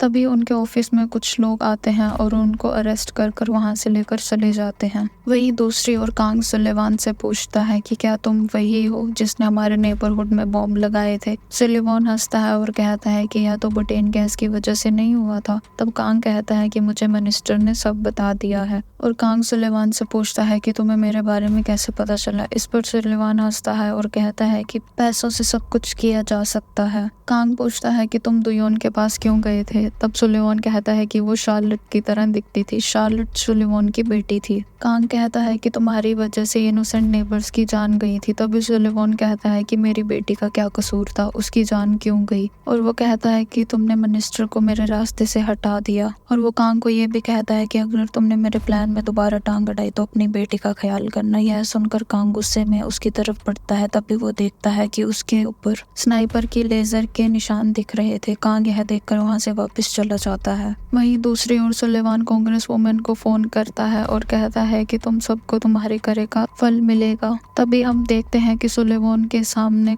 असेंबली स्पीकर के बेटे को मार दिया जाता है। सुलेवान कांग्रेस को नाउ यू आर नेक्स्ट कह के फोन काट देता है और कांग्रेस वुमेन इस बात पर हंसती हैं। कांग्रेस वुमेन नेशनल स्पीकर को फोन करती हैं। तब उनको पता चलता है कि उनके बेटे की कार एक्सीडेंट में डेथ हो गई है। वहीं दूसरी ओर हम देखते हैं कि कांग अपने कलीग्स के साथ लंच कर रहे होते हैं। तभी उनके पास वाइस मिनिस्टर का फोन आता है। वाइस मिनिस्टर कहते हैं कि हमें नहीं पता कि सुलेवान ने कितने बॉम्ब खरीदे हैं। तभी वह कांग्रेस वुमेन के बारे में बताते हैं कि मिनिस्टर और कांग्रेस वुमेन ने क्यूशी में एक जमीन खरीदी थी। और वो ये भी बताते हैं कि कैसे कांग्रेस वुमेन ने स्पीकर ऑफ नेशनल असेंबली के बेटे की मदद करी थी। मिनिस्टर की बात सुन के कांग को यह पता चल जाता है कि कांग्रेस वुमेन सुलेवान का अगला टारगेट है। दूसरी ओर मार्ट में एक फॉरेनर आता है जो सोहेल से सामान लेता है और वह अपनी पेमेंट के लिए कार्ड निकालता है। तब सोहेल देखता है कि जो आदमी बॉम्ब ब्लास्ट में मरा था उसके साथ इस आदमी की फोटो उसके पर्स में लगी हुई थी। वो आदमी वहाँ से सामान लेके वापस चला जाता है। जो कांग को रास्ते में नाम्योन मिलती है और नाम्योन से वह कांग्रेस वुमेन का नंबर ले लेता है। जो कांग कांग्रेस वुमेन को मैसेज करता है और उनसे मिलने के लिए बोलता है। कांग्रेस वुमेन याद करती है कि मिनिस्टर ने जो कांग के बारे में उनको बताया था और वह जो कांग से मिलने के लिए मान जाते हैं। कांग और कांग्रेस वुमेन एक पार्क में मिलते हैं। वहाँ पर कांग कहता है कि मिनिस्टर जेल में है और स्पीकर का बेटा मारा गया, नेक्स्ट आपकी टर्न है। तभी कांग्रेस वुमेन कहती है कि सुलेवान इस पूरे नेबरहुड को उड़ा देगा। जो कांग पूछता है कि क्या आपके पास सुलेवान का कॉन्टेक्ट नंबर है। कांग्रेस वुमेन सुलेवान का नंबर डायल करती है पर वह नंबर नहीं मिलता। तभी कांग को ऐसा लगता है कि कोई उन लोगों को देख रहा है। वह कांग्रेस वुमेन से कहता है कि चलो वॉक पर चलते हैं। जब वे एक गली में पहुंचते हैं तब कांग्रेस वुमेन पर कोई हमला कर देता है। कांग कांग्रेस वुमेन को बचा लेता है और कांग्रेस वुमेन को पुलिस वहां से लेकर चली जाती है। कांग रात को सोते समय सुलेवान की दी गई धमकी को याद करता है। अगली सुबह जब कांग अपनी बेटी को स्कूल में लेके जा रहा होता है तब वह अपनी बेटी से कहता है अगर तुम्हें अपने आसपास कुछ भी अजीब लगा तो मुझे बताना। और वह अपनी बेटी को स्कूल में छोड़ देता है। स्कूल में हम देखते हैं कि ओलिविया टीचर बच्चों को क्ले के मॉडल देती हैं और कहती हैं कि अभी ये सूख गए हैं, आप इस पर अपनी मनपसंद का पेंट करो। तभी वह दुयोन के पास जाती हैं और पूछती हैं कि तुमने क्या बनाया है। दुयोन कहती है कि ये पिंकी है और ये एक रैबिट है। वहीं दूसरी ओर कांग्रेस वुमेन नाम्योन से मिलने आती हैं। तब वह बताती हैं कि मेरे ऊपर हमला हुआ था, क्या तुम्हें चोकांग ने नहीं बताया। यह सुनकर नाम्योन हैरान हो जाती है। वह ब्योंग नाम के पास जाती है और उसे सारी बात बताती है। चोकांग सुलेवान की बात को छुपाए रखना चाहता था। उसने अभी तक अपने दोस्तों को नहीं बताया था। उसको डर था कि किसी को कुछ नुकसान ना हो जाए। ब्योंग नाम्योन से उन दोनों के बीच हुई बात को पूछता है लेकिन नाम्योन कहती है कि कांग्रेस वुमेन ने उसे कुछ भी नहीं बताया है और ब्योंग सोचता है कि अब जो कांग अकेले अकेले क्या कर रहा है। सोहेल लेबोरेटरी के पास सामान लेकर पहुंचता है, तब वहां पर एक रिसर्चर बाहर आता है। वह वही आदमी था जो उस दिन मार्ट में आया था, उसका नाम अली होता है। सोहेल उसे एटीएम एक्सप्लोजन के बारे में बताता है, तब अली कहता है कि वो मेरा दोस्त था जिसका नाम राशिद था, और सोहेल उसे सामान देकर वहां से चला जाता है। कांग अपने ऑफिस में होता है, तभी मेजर का फोन आता है। मेजर कांग को गैस स्टेशन पर बुलाती हैं। कांग वहां जाता है और सुलेवान से जुड़े आदमियों की तस्वीर देखता है। इसी दौरान बीच में ब्योंग नाम का फोन आता है। कांग ब्योंग नाम का फोन उठाता है और कहता है कि मैं अभी बिजी हूँ, बाद में बात करता हूँ। ह्योंगी बंकर में आता है और वह जेम्स सुलेवान की फोटो टेबल पर देखता है। कांग ह्योंगी को देखकर वहां से चला जाता है। तभी मेजर कहती है कि जोवान को बता देना कि बम एक्सप्लोजन के पीछे जेम्स सुलेवान का हाथ था। यह सुन के योंगू परेशान हो जाता है। योंगू ये बात बाकी सभी लोगों को बताता है। जोवान यह बात सुन के उदास हो जाता है कि मुझे पता है म्योनो को किसने मारा, लेकिन मैं उसका कुछ नहीं कर सकता। जोवान वहां से चला जाता है और नामयोन भी उसके पीछे चली जाती है। योंगू ब्योंगनाम से कहता है कि तुम कांग से पूछना। तभी ब्योंगनाम वहां से उठ के चला जाता है। वह उदास हो जाता है कि कांग उसका बेस्ट फ्रेंड है, लेकिन वह उसे कुछ भी नहीं बताता। वह अकेले अकेले सब कर रहा है। अगले सीन में हम देखते हैं कि कांग्रेस वुमेन के पास एक पार्सल आता है। वह उसे खोलते हैं और उसमें फोन होता है। तभी उस फोन पर एक रिंग आती है। कांग्रेस वुमेन उस फोन को उठाती हैं। तभी जेम्स सुलेवान पीछे से बोलते हैं कि मैं तुम्हें 12 घंटे का समय देता हूँ। 12 घंटे के बाद तुम वो सब एडमिट करना जो तुमने और मिनिस्टर ने साथ मिलकर करा है, और अगर तुमने पुलिस को बताने की कोशिश करी या किसी से मदद लेने की कोशिश करी तो एक बॉम्ब ब्लास्ट होगा। जेम्स सुलेवान फोन काट देता है और कांग्रेस वुमेन के फोन पर एक टाइमर शुरू हो जाता है। कांग्रेस वुमेन फोन लेके कांग के पास जाती है। तभी उस फोन पर एक फोन आता है। सुलेवान कहता है कि कांग तुम चीजों को कॉम्प्लिकेटेड बना रहे हो। ये सुनकर कांग्रेस वुमेन इधर उधर देखती है और कहती है कि क्या वो हमें देख रहा है। तभी सुलेवान बोलता है कि मैंने तुम्हें मना किया था कि मेरे काम में टांग ना अड़ाओ, लेकिन तुम नहीं माने, तो इस वजह से अब क्यूशी में एक और बॉम्ब ब्लास्ट होगा। फोन कटने के बाद जो कांग कांग्रेस वुमेन से पूछता है कि सुलेवान ने क्या कहा, कांग्रेस वुमेन सब बताती हैं। तब जो कांग कहता है कि वो आपसे यह करने के लिए क्यों बोल रहा है। इस बात से हमें इतना तो पता चल गया था कि कांग्रेस वुमेन आखिर तक छुपाना चाहती थी कि उसमें उनका भी हाथ था। कांग उन सब से मिलने के लिए बोलता है और वह योंगू के जिम में मिलते हैं। कांग उन सबको बॉम्ब के बारे में बताता है और वह कहते हैं कि सभी लोगों को हम घर रहने के लिए सलाह देंगे। वो सभी दो के ग्रुप में बट जाते हैं, लेकिन जो कांग वहाँ भी कहता है कि मैं अकेले जाऊंगा, मेरे को कहीं और भी जाना है। यह बात सुनकर ब्योंगनाम उदास हो जाता है। ब्योंगनाम कांग को रोकता है और कहता है कि तुम अकेले अकेले क्यों चल रहे हो, तुम्हें पता था कि सुलेवान बॉम्ब ब्लास्ट के पीछे था, तुमने नहीं बताया। तुम कांग्रेस वुमेन से मिले, क्या वो भी इसमें इन्वॉल्व है। कांग कहता है कि सुलेवान के लोग प्रो हैं, हम उनका मुकाबला नहीं कर सकते। ब्योंगनाम कहता है कि अगर तुम्हें ऐसा लग रहा है कि तुम अकेले सब कुछ बचा लोगे तो ये तुम्हारा वहम है। अगले सीन में हम देखते हैं कि ब्योंगनाम अपने गराज में कुछ बना रहा होता है। सुबह होते ही कांग अपनी बेटी को कहता है कि तुम आज किंडरगार्टन में मत जाना, और अपनी वाइफ को भी वह घर रहने की सलाह देता है और वहां से चला जाता है। तभी वो लोग पूरे नेबरहुड में घूमते हैं और उनको जो भी घर के बाहर निकलता है उनको घर जाने की सलाह देते हैं और सबको अपने अपने घर भेज देते हैं। अब इंटरव्यू में सिर्फ 3 घंटे बाकी होते हैं और इंटरव्यू कम्युनिटी सेंटर में ऑर्गेनाइज किया जाता है। तभी जोवान बोलता है कि शायद कम्युनिटी सेंटर में बॉम्ब हो, वहाँ पर काफी सारे लोग आएंगे और लाइव इंटरव्यू भी होगा। वह सभी लोग उसके बाद कम्युनिटी सेंटर में चले जाते हैं। वहीं दूसरी ओर कांग को हेड ऑफ एसोसिएशन मिलते हैं जो बताते हैं कि सुलेवान इस शहर में पैदा हुआ था। तब कांग उनसे पूछते हैं कि वह किस अडॉप्शन फैसिलिटी में था। तब वो कहते हैं कि यह सब काम पहले सांगरी चर्च ही देखा करती थी। वो सभी लोग उन जगह को चेक कर लेते हैं जहाँ पर बॉम्ब होने के चांसेस थे और एक जंक्शन पर मिलते हैं जहाँ ब्योंगनाम को पता चलता है कि कांग चांगरी चर्च पर गया है। वहीं दूसरी ओर कांग्रेस वुमेन अपनी प्रेस की तैयारी करती हैं और वो सभी लोग कम्युनिटी सेंटर जाकर वहाँ पर छानबीन करने लगते हैं। दूसरी ओर कांग चांगरी चर्च पहुंचकर वहाँ पर देखने लगता है कि कहीं बॉम्ब तो नहीं रखा। वहीं कांग्रेस वुमेन प्रेस शुरू कर देती हैं। तभी जोवान होंग्यू से कहता है कि अगर आप टेररिस्ट होते तो आप बॉम्ब कहाँ पर रखते, आप बॉम्ब को छुपाने की बजाय फोन को ही फोड़ देते। वहीं दूसरी ओर कांग चांगरी चर्च की छत पर पहुंचता है। वह वापस मुड़ने ही लग रहा होता है, तभी उसकी नजर एक बक्से पर जाती है। वो उस बक्से को खोल के देखता है और वहाँ पर बॉम्ब होता है। वहीं दूसरी ओर हुआन की बात सुनकर नामयोन भागती है। दूसरी ओर हम देखते हैं कि कि कांग उस बॉम्ब को निकालने की कोशिश करता है पर वह नाकामयाब होता है। तभी पीछे से ब्योंगनाम आता है और वह कांग को धक्का दे देता है और तभी एकदम बॉम्ब ब्लास्ट होता है। दूसरी ओर नामयोन कांग्रेस वुमन को वो फोन फेंकने के लिए कहती हैं। जैसे ही वो फोन फेंकती है नामयोन उसको लात मार कर गिरा देती है और वह बॉम्ब हवा में फट जाता है।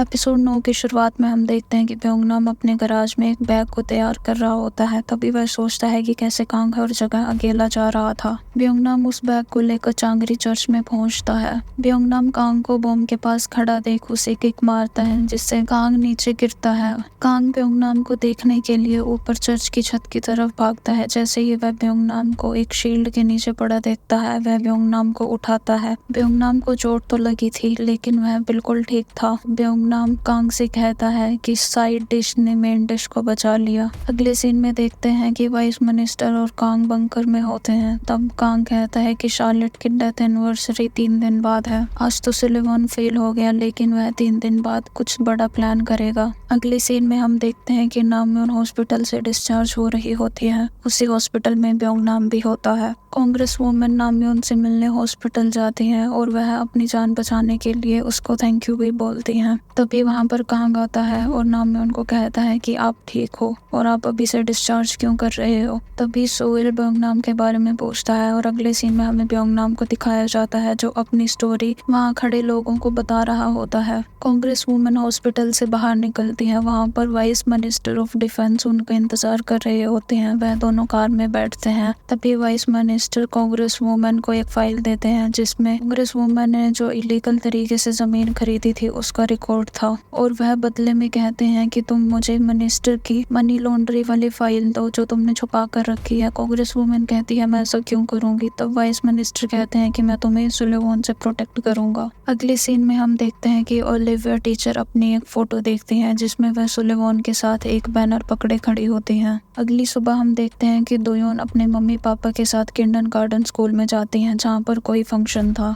ओलिविया टीचर दोयोन के क्ले टॉय को दिखाती है और वह दोयोन का नाम पुकारती है। दोयोन वहाँ जाकर अपने टॉय के बारे में बोलती है। दोयोन ने एक बनी बनाया था जिसका नाम पिंकी था। क्लास के एंड होने के बाद ओलिविया टीचर ने बताया कि यह एक लैंप का काम भी करता है। जैसे ही आप इसका बटन दबाते हो तो यह ऑन हो जाता है। सभी पेरेंट्स अपने अपने क्ले टॉय लेकर वहां से चले जाते हैं। वहीं दूसरी ओर हम देखते हैं कि कांग्रेस वुमन को बंकर में लाया जाता है। दूसरी ओर हम देखते हैं कि ब्योंगनाम हॉस्पिटल से डिस्चार्ज होता है। कांग और ब्योंगनाम एक गाड़ी में होते हैं। तब कांग अपने ट्रॉमा के बारे में बताता है कि कैसे अब उसे वो लोग मिल गए हैं जिनके ऊपर वह भरोसा कर सकता है। वह अब अकेला नहीं है, वह एक आम आदमी है, अब जेटीडी में काम नहीं करता। ब्योंग की इन सब बातों के बाद कांग के वो सिम्टम्स ठीक हो जाते हैं और कांग इसके लिए ब्योंगनाम का शुक्रिया करता है। कांग ब्योंगनाम को डिनर के लिए लेके जाता है जहाँ पर कांग की वाइफ किमची स्टू बनाती हैं। ब्योंगनाम के जाने के बाद दोयोन सो जाती है। वह पिंकी को ऑन करती है जिसकी वजह से उसकी लाइट ऑन हो जाती है। तभी हम दूसरी ओर देखते हैं कि एक बड़ी सी स्क्रीन पर धीरे धीरे करके येलो डॉट आ जाते हैं। वो येलो डॉट कुछ और नहीं बल्कि उन जगह की लोकेशन थी जहाँ पर वह क्ले टॉय रखे हुए थे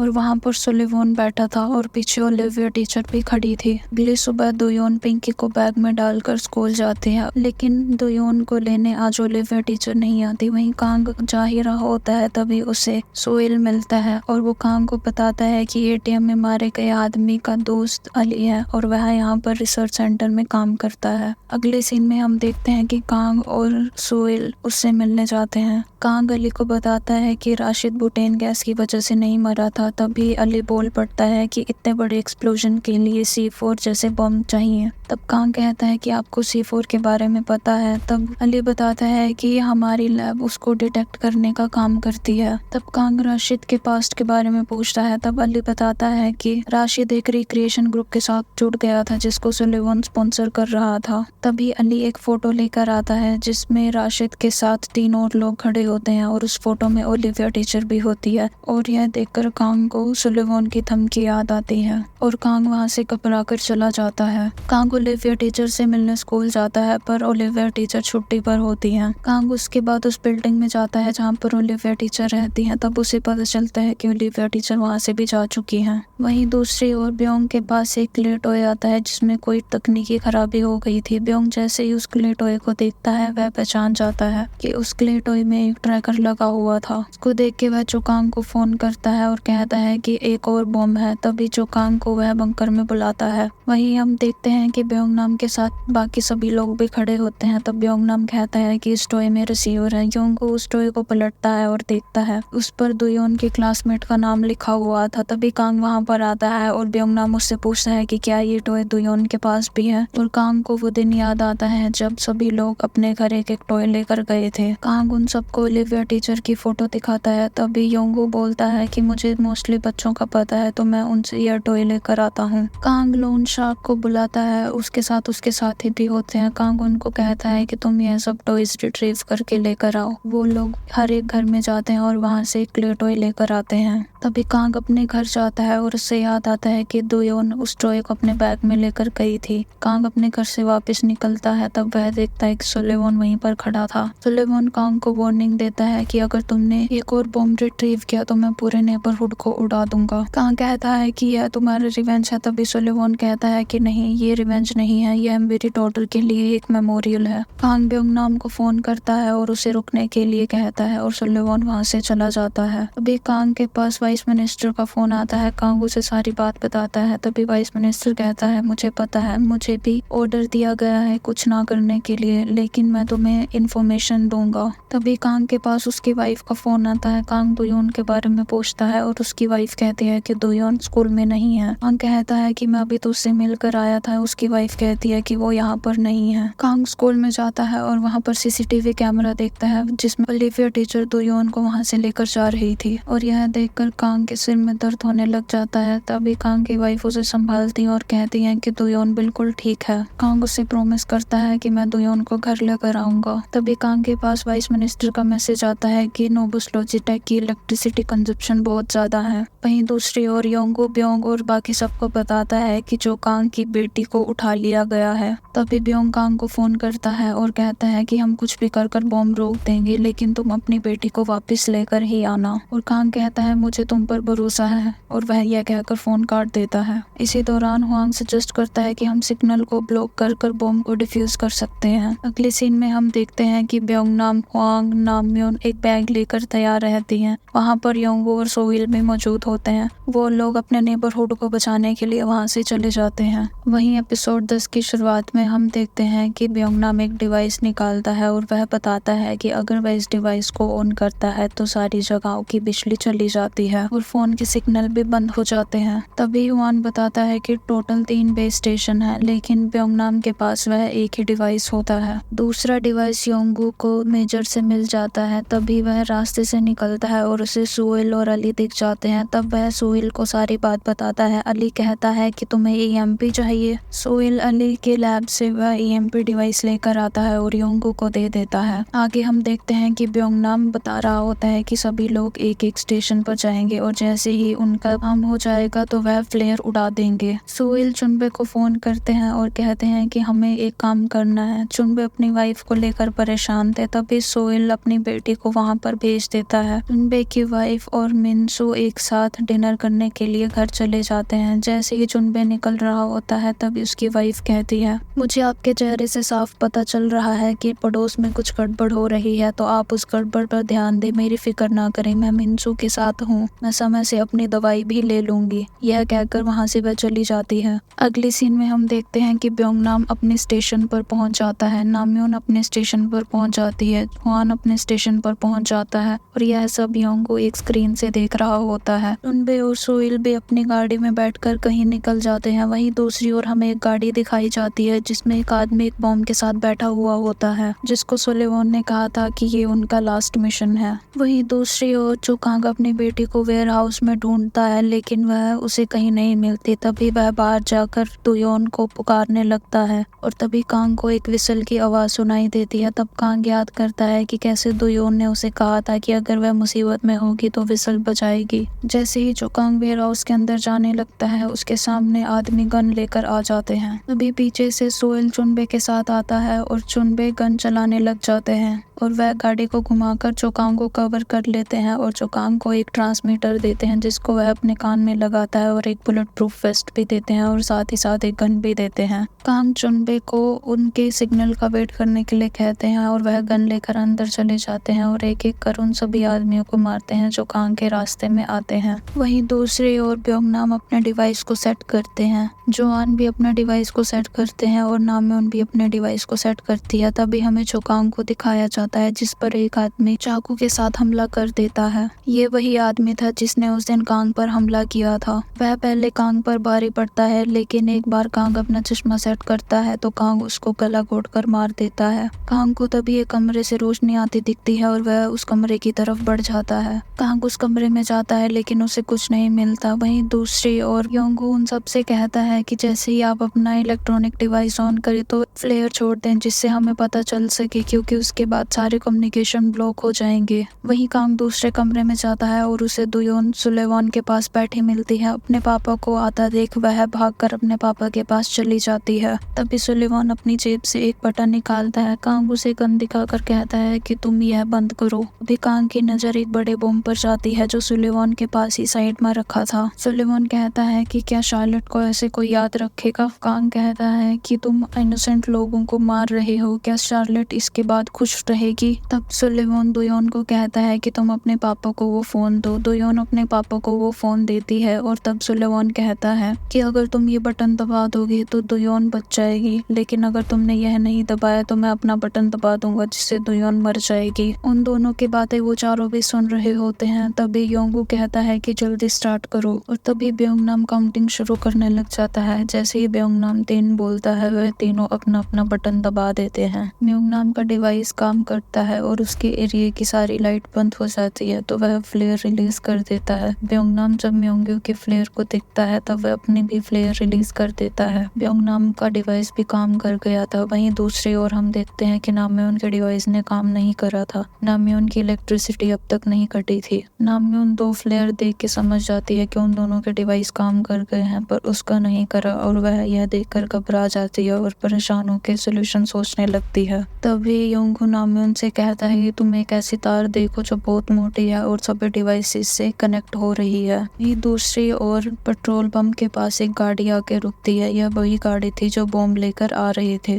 नामयोन उस तार को ढूंढती है और योंगू उस तार को काटने के लिए कहता है। यह सब जो कांग देख रहा होता है। वहीं दूसरी ओर बेस स्टेशन पर वो लोग पहुंच जाते हैं और उनको कांग्रेस वुमेन देख के चिल्लाने लगती है। तभी योंगू उन पर हमला करता है। मेजर एक आदमी के साथ लड़ रही होती है और योंगू दूसरे आदमी के साथ लड़ रहा होता है। वहीं नामयोन अपना पूरा जोर लगा के उस तार को काटती है। दूसरी ओर सुलेवान कांग को वो बटन दबाने के लिए मजबूर करता है और कांग टीवी पर देख रहा होता है कि कैसे नामयोन वह तार काट रही है। तभी कांग को ब्योंगनाम की कई बात याद आती है कि तुम अपनी बेटी को जरूर बचा कर लेकर आना। वहीं दूसरी ओर ब्योंगनाम और जोवान नामयोन की फ्लेयर का बेसब्री से वेट कर रहे होते हैं। तभी कांग उस मोबाइल का बटन दबा देता है और वहीं नामयोन एक फ्लेयर रिलीज करती है। उसने वह केबल काट दी थी जिसकी वजह से इस एरिया के डिवाइसेस बंद हो गए थे और वहां पर कोई बॉम्ब ब्लास्ट नहीं हुआ। यह सब जब कांग देखता है तो वह हंस देता है। तभी सुलेवान पीछे मुड़ के देखता है और वह बटन दबाने लगता है लेकिन कुछ भी नहीं होता। यह सब देखकर दुयोन रोने लगती है और वह बोलती है कि पापा यहाँ से घर चलो। अभी कांग कहता है कि ऊपर अंकल खड़े हैं, तुम उनके पास जाओ, मैं अभी थोड़ी देर में आता हूँ। दुयोन जाने से मना करती है पर कांग के बोलने के बाद वह चली जाती है। कांग सुलेवान को मारता है। तभी सुलेवान कहता है कि मुझे लगा था तुम मेरी बात समझोगे, अगर शार्लेट की जगह पर दुयोन होती तो तुम भी ऐसा ही करते। और कांग उसको गोली मारकर जख्मी कर देता है। जो कांग उस वेयर हाउस से बाहर निकलता है और वाइस मिनिस्टर को फोन करके बोलता है कि अब सब खत्म हो गया है। वाइस मिनिस्टर सुलेवान के बारे में पूछता है। जो कांग कहता है कि वह अंडरग्राउंड बेस स्टेशन पर है। कांग जब बाहर निकलता है दुयोन भाग के उसके पास जाती है और उसे गले लगा लेती है। सोहेल और चुनबे यह देखकर खुश हो जाते हैं और वह बिल्डिंग से बाहर निकल आते हैं। और तभी नोबस लॉजिटेक में एक बॉम्ब ब्लास्ट होता है। ब्योंगनाम और बाकी सभी लोग भी नोबस लॉजिटेक के बाहर पहुंचते हैं और वह कांग को देखकर खुश हो जाते हैं। कांग अपनी बेटी को घर ले जाता है जिसको देखकर कांग की वाइफ रोने लग जाती है और वह उसे गले लगा लेती है। चुनबे भी अपने घर चले जाते हैं जहाँ पर उनकी वाइफ उनका वेट कर रही होती है। सोहेल और नामयोन अपनी बेटी मिनसू के साथ भी घर चले जाते हैं। तब रास्ते में मिनसू कहती है कि मुझे भी कराटे सीखने हैं।